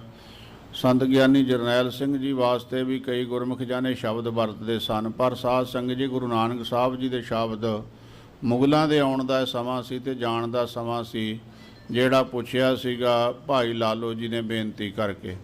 ਇਸ ਵਾਸਤੇ ਗਰੀਬ ਨਵਾਜ ਕਹਿੰਦੇ ਆ ਕਹਿੰਦੇ ਭਾਈ ਲਾਲੋ 1578 ਦੇ ਵਿੱਚ ਇਹ ਮੁਗਲ ਹਿੰਦੁਸਤਾਨ ਤੇ ਚੜ੍ਹ ਕੇ ਆਉਣਗੇ ਤੇ 1797 ਦੇ ਵਿੱਚ ਇਹ ਹਿੰਦੁਸਤਾਨ ਦੇ ਵਿੱਚੋਂ ਖਤਮ ਹੋ ਜਾਣਗੇ ਇਹਨਾਂ ਦਾ ਰਾਜ। ਸਫਾ ਦੂਰ ਤਿਨ ਕੇ ਹਵੇ ਜਾਹੇ। ਇਸ ਤਰ੍ਹਾਂ ਸਫਾ ਬਲੇਟੀ ਜਾਊਗੀ, ਰਾਜ ਭਾਗ ਖਤਮ ਹੋ ਜਾਵੇਗਾ 1797 ਨੂੰ। 200 ਬਹਰੋ ਬਰਖ 19 ਸੰਗ। ਇਸ ਤਰ੍ਹਾਂ 219 ਬਰਖ ਸਾਲ ਕਰਹਿ ਰਾਜ ਹੋਵੈ ਅਬ ਨਿਸ਼ੰਗ। ਇਹ ਧਰਤੀ ਦੇ ਉੱਤੇ ਰਾਜ ਭੋਗਣਗੇ 219 ਸਾਲ। ਨਰ ਅਵਤਾਰ ਹਮਾਰਾ ਹੋਏ। ਫਿਰ ਸੱਚੇ ਪਾਤਸ਼ਾਹ ਕਹਿੰਦੇ ਗੁਰੂ ਨਾਨਕ ਸਾਹਿਬ ਜੀ ਭਈ ਸਾਡਾ ਅਵਤਾਰ ਹੋਊਗਾ ਮਾਤ ਲੋਕ ਤੇ। ਚੇਲਾ ਤਾਹੇ ਖਾਲਸਾ ਜੋਏ। ਤੇ ਉਸ ਤੋਂ ਅੱਗੇ ਫਿਰ ਸਾਡਾ ਚੇਲਾ ਜਿਹੜਾ ਹੈ ਖਾਲਸਾ ਪ੍ਰਗਟ ਹੋਵੇਗਾ। 10 ਪਾਤਸ਼ਾਹੀ ਕਰਹੋਂ ਜਬ ਹੈ। ਇਸ ਤਰ੍ਹਾਂ ਜਦ 10 ਪਾਤਸ਼ਾਹੀਆਂ ਅਸੀਂ ਭੋਗ ਲਵਾਂਗੇ ਪੇਛਾ ਹੋਏ ਖਾਲਸਾ ਤਬ ਹੈ। ਤੇ ਸਾਡੇ 10 ਸਰੂਪਾਂ ਤੋਂ ਬਾਅਦ ਫਿਰ ਖਾਲਸਾ ਜਿਹੜਾ ਹੈ ਉਹ ਸਾਰਾ ਰਾਜ ਕਾਜ ਸੰਭਾਲੇਗਾ। ਸਨ ਸਨ ਸੋ ਲੇਵਹਿ ਛੇਨੰ। ਇਸ ਤਰ੍ਹਾਂ ਆਸਤਾ ਆਸਤਾ ਸਮੇਂ ਮੁਤਾਬਕ ਖਾਲਸਾ ਪੰਥ ਜਿਹੜਾ ਹੈ ਉਹ ਰਾਜ ਭਾਗ ਜਿਹੜਾ ਇਹਨਾਂ ਜ਼ਾਲਮਾਂ ਦੇ ਪਾਸੋਂ ਖੋਹ ਲਵੇਗਾ। ਤਬ ਤੁਰਕਨ ਹੋਵਹਿ ਬਲਹੀਨੰ। ਇਸ ਤਰ੍ਹਾਂ ਸਾਡਾ ਸਾਜਿਆ ਹੋਇਆ ਖਾਲਸਾ ਪੰਥ ਤੁਰਕਾਂ ਤੋਂ ਰਾਜ ਭਾਗ ਖੋਹ ਕੇ ਇਹਨਾਂ ਨੂੰ ਰਾਜ ਤੋਂ ਹੀਣੇ ਕਰੇਗਾ।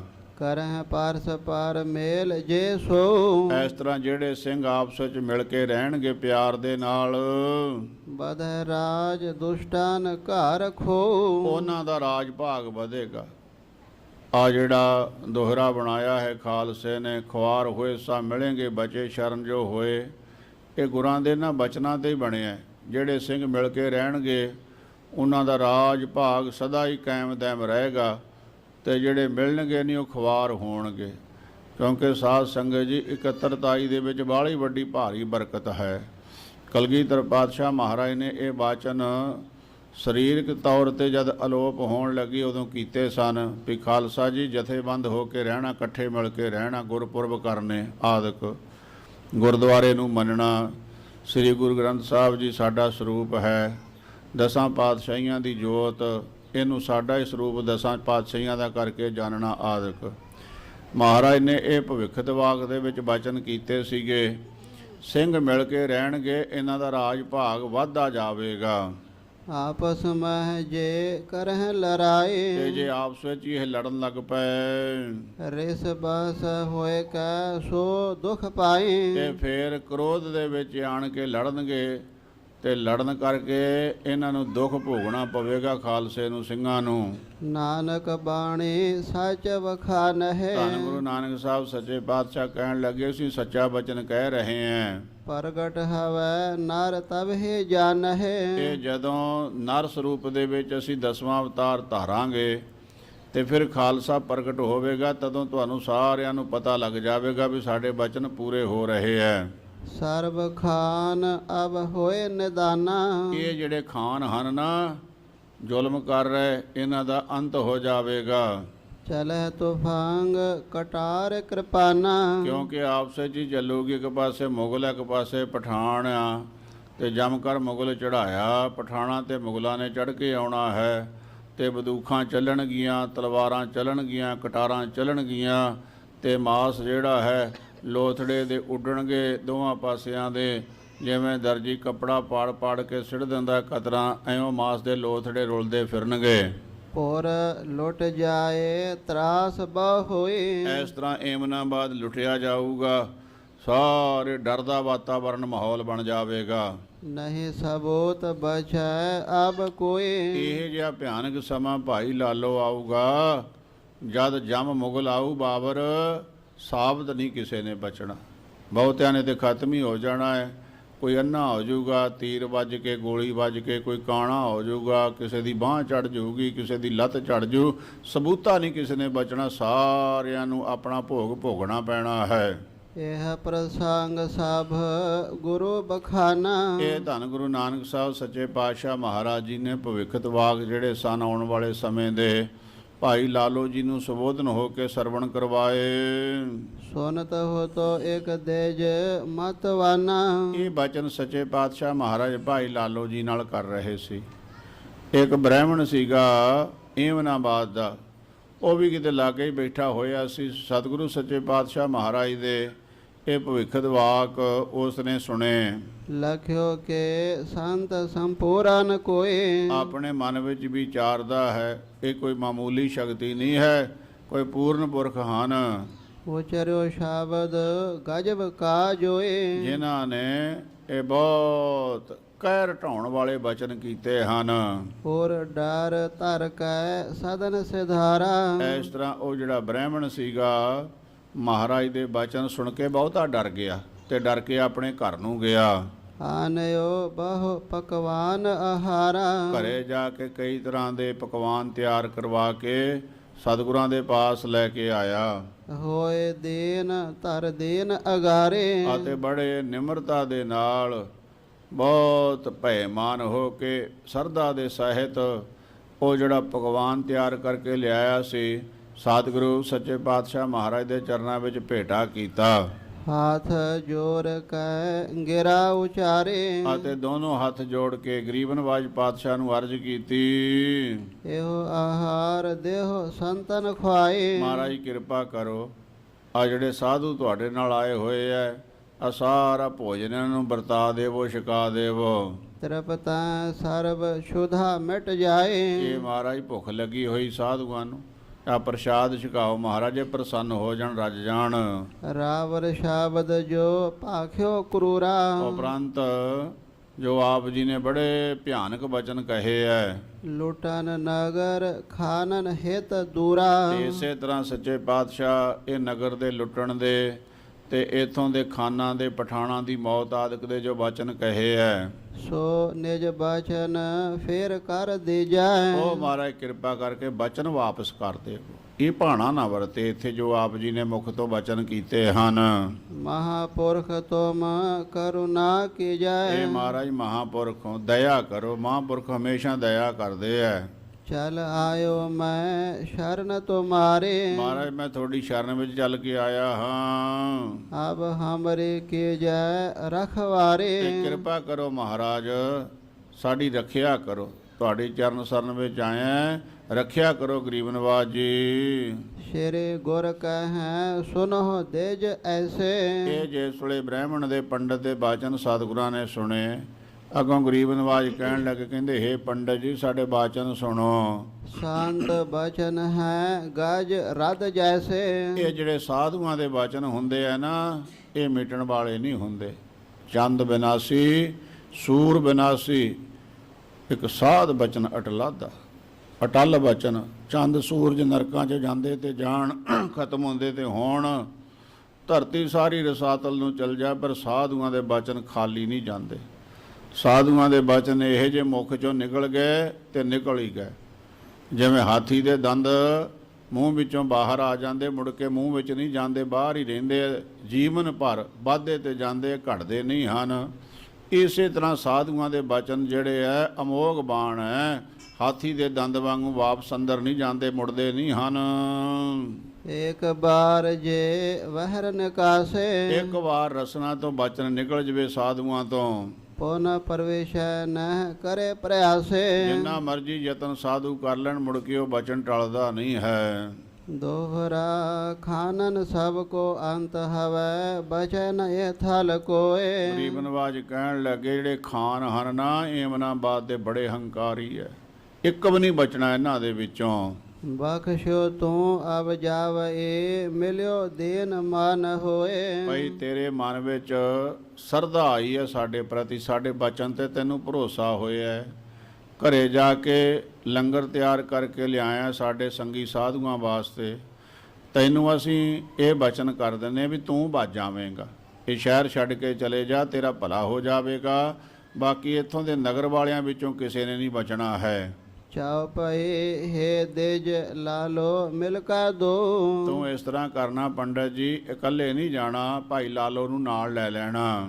ਕਹੈ ਜੇ ਬਚਨ ਕਰੋ ਆਵ ਸੋ। ਤੇ ਜੋ ਅਸੀਂ ਤੁਹਾਨੂੰ ਸਮਝਾ ਰਹੇ ਨਾ, ਦੱਸ ਰਹੇ ਹਾਂ, ਉਹਦੇ ਮੁਤਾਬਕ ਤੁਸੀਂ ਦੋਵਾਂ ਨੇ ਕਰਨਾ ਹੈ। ਨਿਜ ਪਰਿਵਾਰ ਲਿਓ ਸੰਗਾਰੇ। ਆਪਣੇ ਸਾਰੇ ਪਰਿਵਾਰ ਨੂੰ ਨਾਲ ਲੈ ਲੈਣਾ। ਆਪਣੇ ਸਭ ਹੈ ਵਸਤ ਸੰਭਾਰੇ। ਜੋ ਵੀ ਤੁਹਾਡਾ ਸਾਜ ਸਮਾਨ ਹੋਵੇਗਾ ਸੰਭਾਲ ਕੇ ਨਾਲ ਲੈ ਲੈਣਾ। ਚਤਰ ਕੋਸ ਪਰ ਅਬ ਤੁਮ ਜਾਏ। ਤੇ ਇਸ ਤਰ੍ਹਾਂ ਕਰਨਾ, ਫਲਾਣੇ ਪਾਸੇ ਨੂੰ 4 ਕੋ ਦੂਰੀ ਤੇ ਤੁਸੀਂ ਚਲੇ ਜਾਣਾ, ਆਪਣਾ ਪਰਿਵਾਰ ਸਮਾਨ ਲੈ ਕੇ। ਸ਼ੋਸ਼ਕ ਤੜਾਗ ਪੇਖੋ ਤਿਹ ਥਾਈ। 4 ਕੋ ਦੇ ਉੱਤੇ ਇੱਕ ਤਲਾਬ ਸੁੱਕਾ ਹੋਇਆ ਹੈ, ਬੈਠੇ ਰਹੇ ਸਹਿਤ ਕੁਟੰਬਾ। ਤੇ ਆਪਣਾ ਪਰਿਵਾਰ ਲੈ ਕੇ ਉਹ ਤਲਾਬ ਤੇ ਤੁਸੀਂ ਚਲੇ ਜਾਣਾ, ਆਰਾਮ ਨਾਲ ਬੈਠੇ ਰਹਿਣਾ।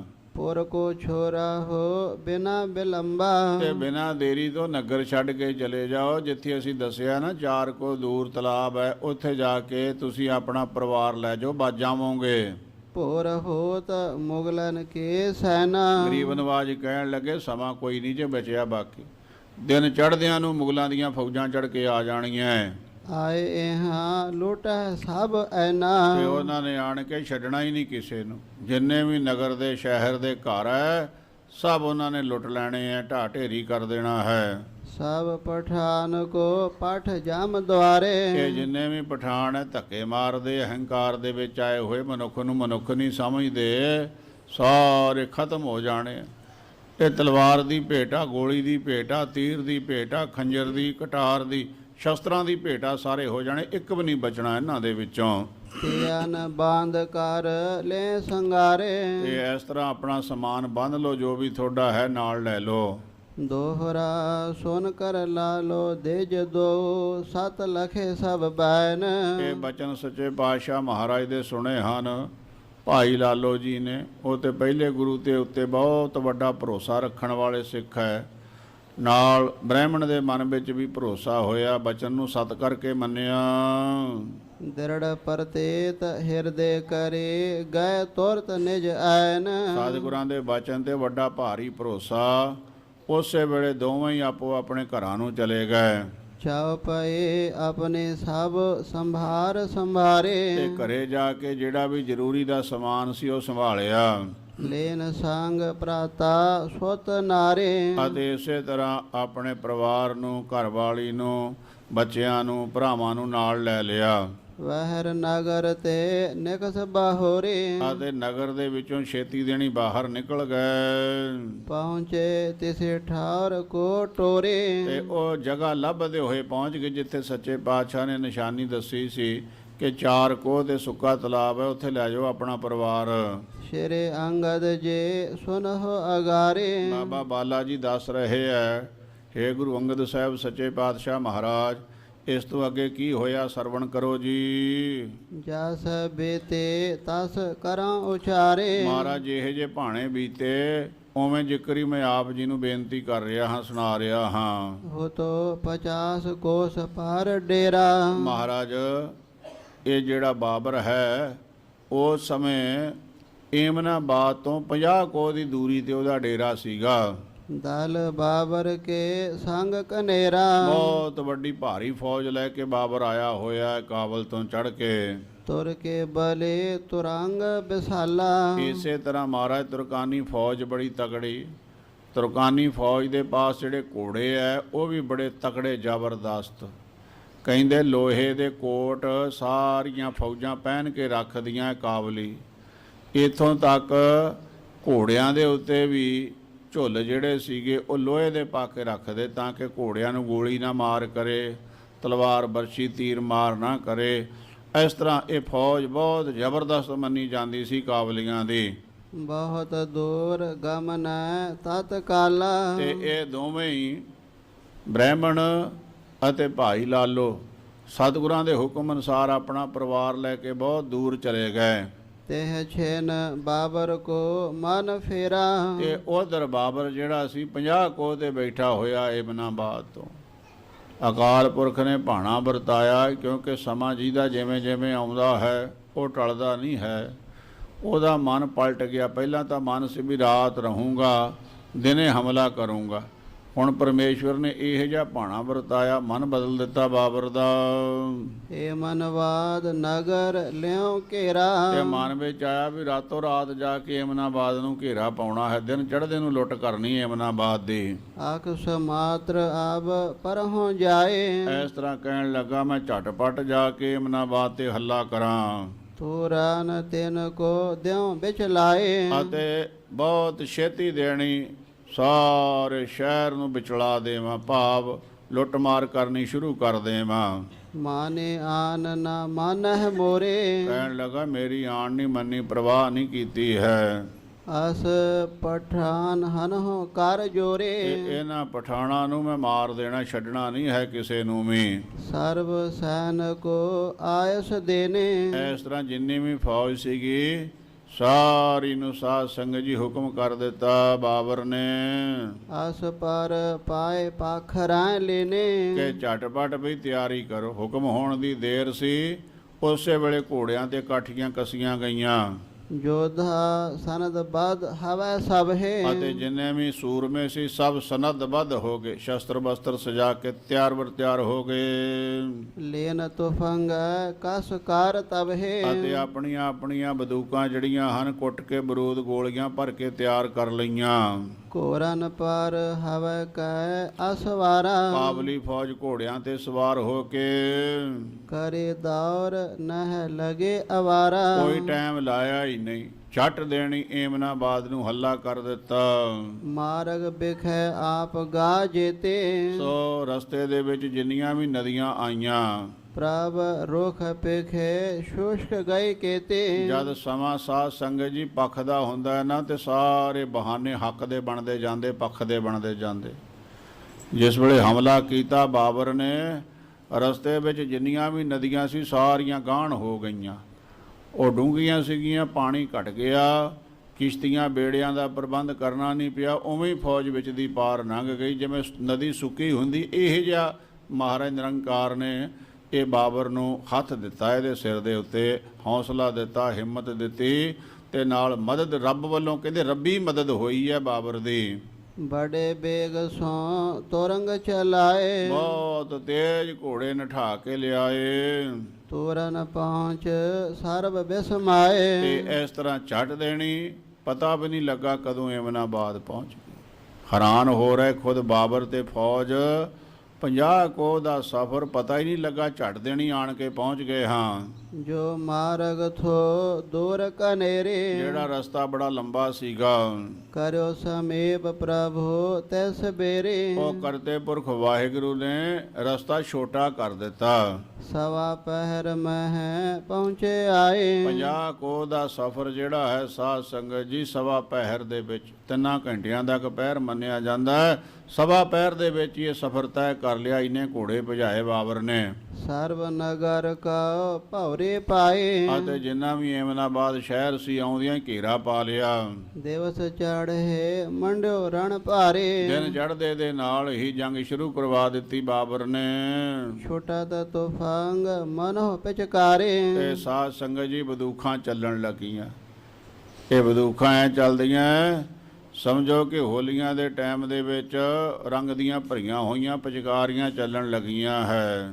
ਸਾਂਗ ਪ੍ਰਹਾਰ ਹੈ ਮੁੱਠ ਗੁਲਾਲਾ, ਅਤੇ 2 ਸਾਂਗੇ ਫਲਾਂ ਵਾਲੀਆਂ ਬਰਸ਼ੀਆਂ ਜਿਹੜੀਆਂ ਗਈਆਂ ਉਹ ਚੱਲਦੀਆਂ। ਉਹ ਸਮਝੋ ਗੁਲਾਲ ਦੀਆਂ ਮੁੱਠਾਂ ਭਰ ਭਰ ਕੇ ਸੁੱਟੀਆਂ ਜਾ ਰਹੀਆਂ ਹਨ।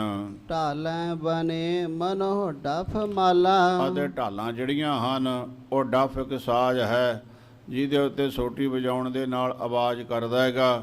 ਉਹ ਢਾਲ ਜਾਣੋ ਡਫ ਬਣ ਗਈ। ਭਕ ਭਕ ਕਾਓ ਸ਼ਬਦ ਤਿਨ ਕੇਰਾ, ਅਤੇ ਜਿਹੜੇ ਜ਼ਖਮ ਹੁੰਦੇ ਆ ਤੇ ਜ਼ਖਮਾਂ ਦੇ ਵਿੱਚੋਂ ਭਕ ਭਕ ਕਰਕੇ ਖੂਨ ਨਿਕਲਦਾ ਹੈ। ਇਹ ਭਕ ਭਕ ਦੀਆਂ ਆਵਾਜ਼ਾਂ ਖੂਨ ਵਹਿਣ ਦੀਆਂ ਆਉਣ ਲੱਗੀਆਂ।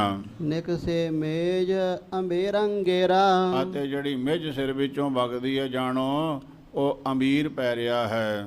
ਸ਼ਰੋਣਤ ਬਾਸਤਰ ਰੰਗ ਭੈ ਲਾਲਾ, ਸਾਰਾ ਸਰੀਰ ਲੋਹੂ ਦੇ ਨਾਲ ਲਾਲ ਹੋ ਰਿਹਾ। ਇਹ ਸਮਝੋ ਬਸੰਤ ਦੇ ਸਮੇਂ ਦੇ ਵਿੱਚ ਹੋਲੀ ਖੇਡਣ ਦੇ ਸਮੇਂ ਦੇ ਵਿੱਚ ਇਹ ਰੰਗ ਸਰੀਰ ਦੇ ਉੱਤੇ ਪਾਇਆ ਗਿਆ ਹੈ। ਮਾਨੋ ਰੰਗ ਪਤੰਗੀ ਡਾਲਾ, ਇਹ ਜਾਣੋ ਰੰਗ ਸੁੱਟਿਆ ਹੋਇਆ ਸਰੀਰ ਦੇ ਉੱਤੇ ਜਿਹੜਾ ਲਹੂ ਦੇ ਨਾਲ ਕੱਪੜੇ ਭੇਜੇ ਹੋਏ ਹੈ। ਕਰ ਮਹਿ ਚਮਕ ਰਹੇ ਕਰਵਾਰਾਂ, ਇਸ ਤਰ੍ਹਾਂ ਹੱਥਾਂ ਦੇ ਵਿੱਚ ਤਲਵਾਰਾਂ ਚਮਕਾਰੇ ਮਾਰ ਰਹੀਆਂ ਹਨ। ਛੋਟੇ ਮਨ ਹੋ ਫੁੱਲਨ ਕੇ ਧਾਰਾਂ, ਤੇ ਇਹ ਉਹ ਫੁੱਲਾਂ ਦੀਆਂ ਸੋਟੀਆਂ ਹੁੰਦੀਆਂ ਜਿਹਦੇ ਨਾਲ ਉਹ ਛੜੀ ਦੇ ਨਾਲ ਹੋਲੀ ਖੇਡੀ ਜਾਂਦੀ ਹੈ। ਇਹ ਸਮਝੋ ਫੁੱਲਾਂ ਦੀਆਂ ਛੜੀਆਂ ਤਲਵਾਰਾਂ ਦੇ ਹੱਥਾਂ ਦੇ ਵਿੱਚ ਉਹ ਚਮਕ ਰਹੀਆਂ ਹਨ। ਮਾਰ ਮਾਰ ਮੁਖ ਗਾਵਹਿ ਗੀਤਾ, ਅਤੇ ਹੋਲੀ ਖੇਡਦਿਆਂ ਗੀਤ ਗਾਏ ਜਾਂਦੇ ਹੋਲੀ ਦੇ। ਇੱਧਰ ਫੜ ਲਓ ਮਾਰ ਲਓ ਲਲਕਾਰੇ ਪੈਂਦੇ, ਸਮਝੋ ਹੋਲੀ ਦੇ ਗੀਤ ਗਾਏ ਜਾ ਰਹੇ ਹਨ। ਖੇਲਤ ਫਾਗ ਮਨ ਹੋ ਕਰ ਪ੍ਰੀਤਾ, ਤੇ ਐਂ ਸਮਝੋ ਵੀ ਇਹ ਜੰਗ ਨਹੀਂ ਕਰ ਰਹੇ ਤੇ ਪ੍ਰੇਮ ਦੇ ਨਾਲ ਹੋਲੀ ਖੇਡ ਰਹੇ। ਇਹ ਜਿਹਾ ਨਜ਼ਾਰਾ ਬਣਿਆ ਹੋਇਆ ਹੈ ਜੰਗ ਦਾ। ਭੈ ਨਿਸੰਗ ਬੇਰ ਇੱਕ ਬੇਰਾ, ਇੱਕ ਵਾਰ ਹੀ ਤਗੜੇ ਹੋ ਕੇ ਸੂਰਮਿਆਂ ਨੇ ਹੱਲਾ ਕੀਤਾ। ਬਜੋ ਸਾਰ ਸੋ ਸਾਰ ਕਨੇਰਾ, ਅਤੇ ਲੋਹੇ ਦੇ ਉੱਤੇ ਲੋਹਾ ਖੜਕਿਆ। ਤਲਵਾਰਾਂ ਤੇ ਤਲਵਾਰਾਂ, ਢਾਲਾਂ ਤੇ ਤਲਵਾਰਾਂ ਇਸ ਤਰ੍ਹਾਂ ਖੜਕਣ ਲੱਗੀਆਂ। ਵਹ ਹਰ ਦੁਰਗ ਤੇ ਨਿਗਤ ਪਠਾਨਾ, ਇਹ ਜਿਹੜੇ ਪਠਾਨ ਸੀ ਕਿਲੇ ਵਿੱਚੋਂ ਬਾਹਰ ਨਿਕਲ ਕੇ ਕੋਦ ਕੋਲਾਂਚਨ ਹਨੈ ਕਿਰਪਾਨਾ, ਛਾਲਾਂ ਮਾਰ ਮਾਰ ਕੇ ਇਹ ਮੁਗਲਾਂ ਦੇ ਉੱਤੇ ਹਮਲਾ ਪਠਾਨ ਏਮਨਾਬਾਦ ਦੇ ਕਰਨ ਲੱਗੇ। ਇਹ ਕਹਿ ਬਾਰ ਪਰੇ ਅਰ ਰਾਏ, ਅਰੜਾ ਕੇ ਜਿਵੇਂ ਕਹਿੰਦੇ ਨਾ ਗਰਜ ਗਰਜ ਕੇ ਇੱਕਦਮ ਹੀ ਕਲਕਾਰਾਂ ਮਾਰ ਕੇ ਯਾ ਅਲੀ ਦੇ ਨਾਅਰੇ ਮਾਰ ਕੇ ਇਹ ਪਠਾਨ ਜਿਹੜੇ ਆ ਮੁਗਲਾਂ ਦੀ ਫੌਜ ਤੇ ਟੁੱਟ ਕੇ ਪੈ ਗਏ।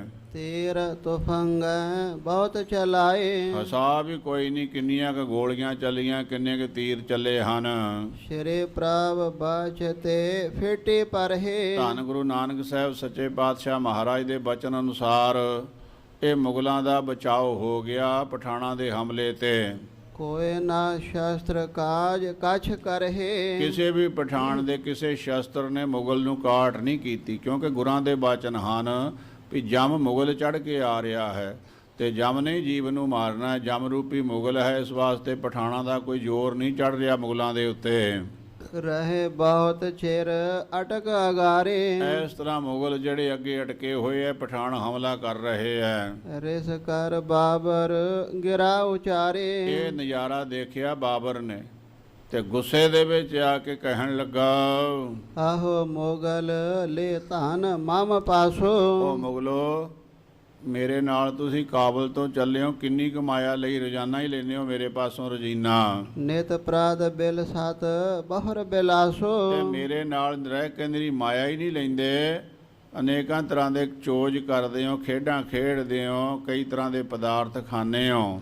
ਜਬ ਹੈ ਆਵਨੋ ਕਾਜ ਹਮਾਰੇ, ਤੇ ਹੁਣ ਜਦੋਂ ਮੈਨੂੰ ਆਣ ਕੇ ਕੰਮ ਬਣਿਆ ਤੁਹਾਡੇ ਵਾਸਤੇ, ਕਰ ਰਾਖੇ ਅਬ ਪ੍ਰਾਨ ਪਿਆਰੇ। ਤੇ ਬੇਈਮਾਨੋ ਮੇਰਾ ਖਾ ਕੇ ਤੇ ਹੁਣ ਮੇਰੇ ਤੋਂ ਹੀ ਜਾਨ ਲਕਾਉਂਦੇ ਫਿਰਦੇ ਹੋ। ਉਹ ਪਠਾਨ ਚੜੇ ਆਉਂਦੇ ਐ ਤੇ ਤੁਸੀਂ ਚੁੱਪ ਕਰਕੇ ਅੱਗੇ ਖਲੋਤੇ ਹੋ। ਇਹ ਮਾਇਆ ਮੈਂ ਤੁਹਾਨੂੰ ਦਿੰਦਾ, ਇੰਨੇ ਤੁਹਾਡੇ ਚੋਚਲੇ ਕਰਾਉਂਦਾ, ਮੈਂ ਖਾਣ ਪੀਣ ਦੀਆਂ ਚੀਜ਼ਾਂ ਦਾ ਕੋਈ ਅੰਤ ਨਹੀਂ ਹੈ, ਹਰ ਤਰ੍ਹਾਂ ਦੀ ਸੁੱਖ ਸੁਵਿਧਾ ਦਾ ਤੁਹਾਡਾ ਮੈਂ ਖਿਆਲ ਰੱਖਦਾ। ਅੱਜ ਮੈਨੂੰ ਲੋੜ ਪਈ ਹੈ ਤੇ ਅੱਗੇ ਵੱਧ ਕੇ ਲੜਦੇ ਕਿਉਂ ਨਹੀਂ ਪਠਾਣਾ ਨਾਲ? ਐਂ ਲਲਕਾਰਾ ਦਿੱਤਾ ਬਾਬਰ ਨੇ। ਕਾਬ ਕੇ ਅਟਕੇ ਖਾਨ ਅਗਾਰੇ, ਕਹਿਣ ਲੱਗੇ ਕਿੰਨਾ ਚਿਰ ਹੋ ਗਿਆ ਪਠਾਨ ਆਪਣੇ ਸਾਹਮਣੇ ਅੜ ਕੇ ਖਲੋਤੇ ਹੋਏ ਐ, ਕਰੋ ਫਤਿਹ ਕਿਉਂ ਨਾ ਇਨਕੋ ਮਾਰੇ। ਤੇ ਇਹਨਾਂ ਨੂੰ ਮਾਰ ਕੇ ਤੁਸੀਂ ਫਤਿਹ ਕਿਉਂ ਨਹੀਂ ਕਰਦੇ ਇਸ ਮੋਰਚੇ ਨੂੰ? ਅਸ ਕਹਿ ਪੈਰੋਂ ਢੋਲ ਬਜਾਏ, ਇਸ ਤਰ੍ਹਾਂ ਕਿਹਾ ਜਿਸ ਵੇਲੇ ਬਾਬਰ ਨੇ, ਤੇ ਵੱਡੇ ਵੱਡੇ ਜਿਹੜੇ ਢੋਲ ਸੀ ਜਿਨ੍ਹਾਂ ਦੀ ਆਵਾਜ਼ ਬੜੀ ਦੂਰ ਤੱਕ ਸੁਣਾਈ ਦਿੰਦੀ, ਉਹਨਾਂ ਦੇ ਡੱਗੇ ਵਜਾਏ ਗਏ। ਬਹੁਤ ਦਮਾ ਮੇ ਡੰਕ ਲਗਾਏ, ਅਤੇ ਜਿਹੜੇ ਸੰਗਲੀਆਲੇ ਸੀ ਨਗਾਰੇ, ਵੱਡੇ ਵੱਡੇ ਸੰਗਲਾਂ ਨਾਲ ਬੱਧੇ ਹੋਏ ਊਂਠਾਂ ਤੇ ਹਾਥੀਆਂ ਤੇ, ਉਹਨਾਂ ਨਗਾਰਿਆਂ ਦੇ ਉੱਤੇ ਨਗਾਰਚੀਆਂ ਨੇ ਚੋਬਾਂ ਲਾਈਆਂ ਵੀਰ ਰਸ ਦੇ ਵਿੱਚ ਆ ਕੇ। ਹੇਲਾ ਕਰਿਓ ਪਰੇ ਇੱਕ ਬੇਰਾ, ਤੇ ਬਾਬਰ ਦਾ ਲਲਕਾਰਾ ਸੁਣ ਕੇ ਵੀਰ ਰਸ ਵਿੱਚ ਆਣ ਕੇ ਮੁਗਲਾਂ ਨੇ ਹੱਲਾ ਕਰ ਦਿੱਤਾ ਪਠਾਣਾਂ ਦੇ ਉੱਤੇ। ਮਛੋ ਤਬੈ ਕਮਸਾਨ ਕਨੇਰਾ, ਤੇ ਬਹੁਤ ਭਾਰੀ ਕਮਸਾਨ ਦਾ ਭਾਰੀ ਜੰਗ ਸ਼ੁਰੂ ਹੋ ਗਿਆ।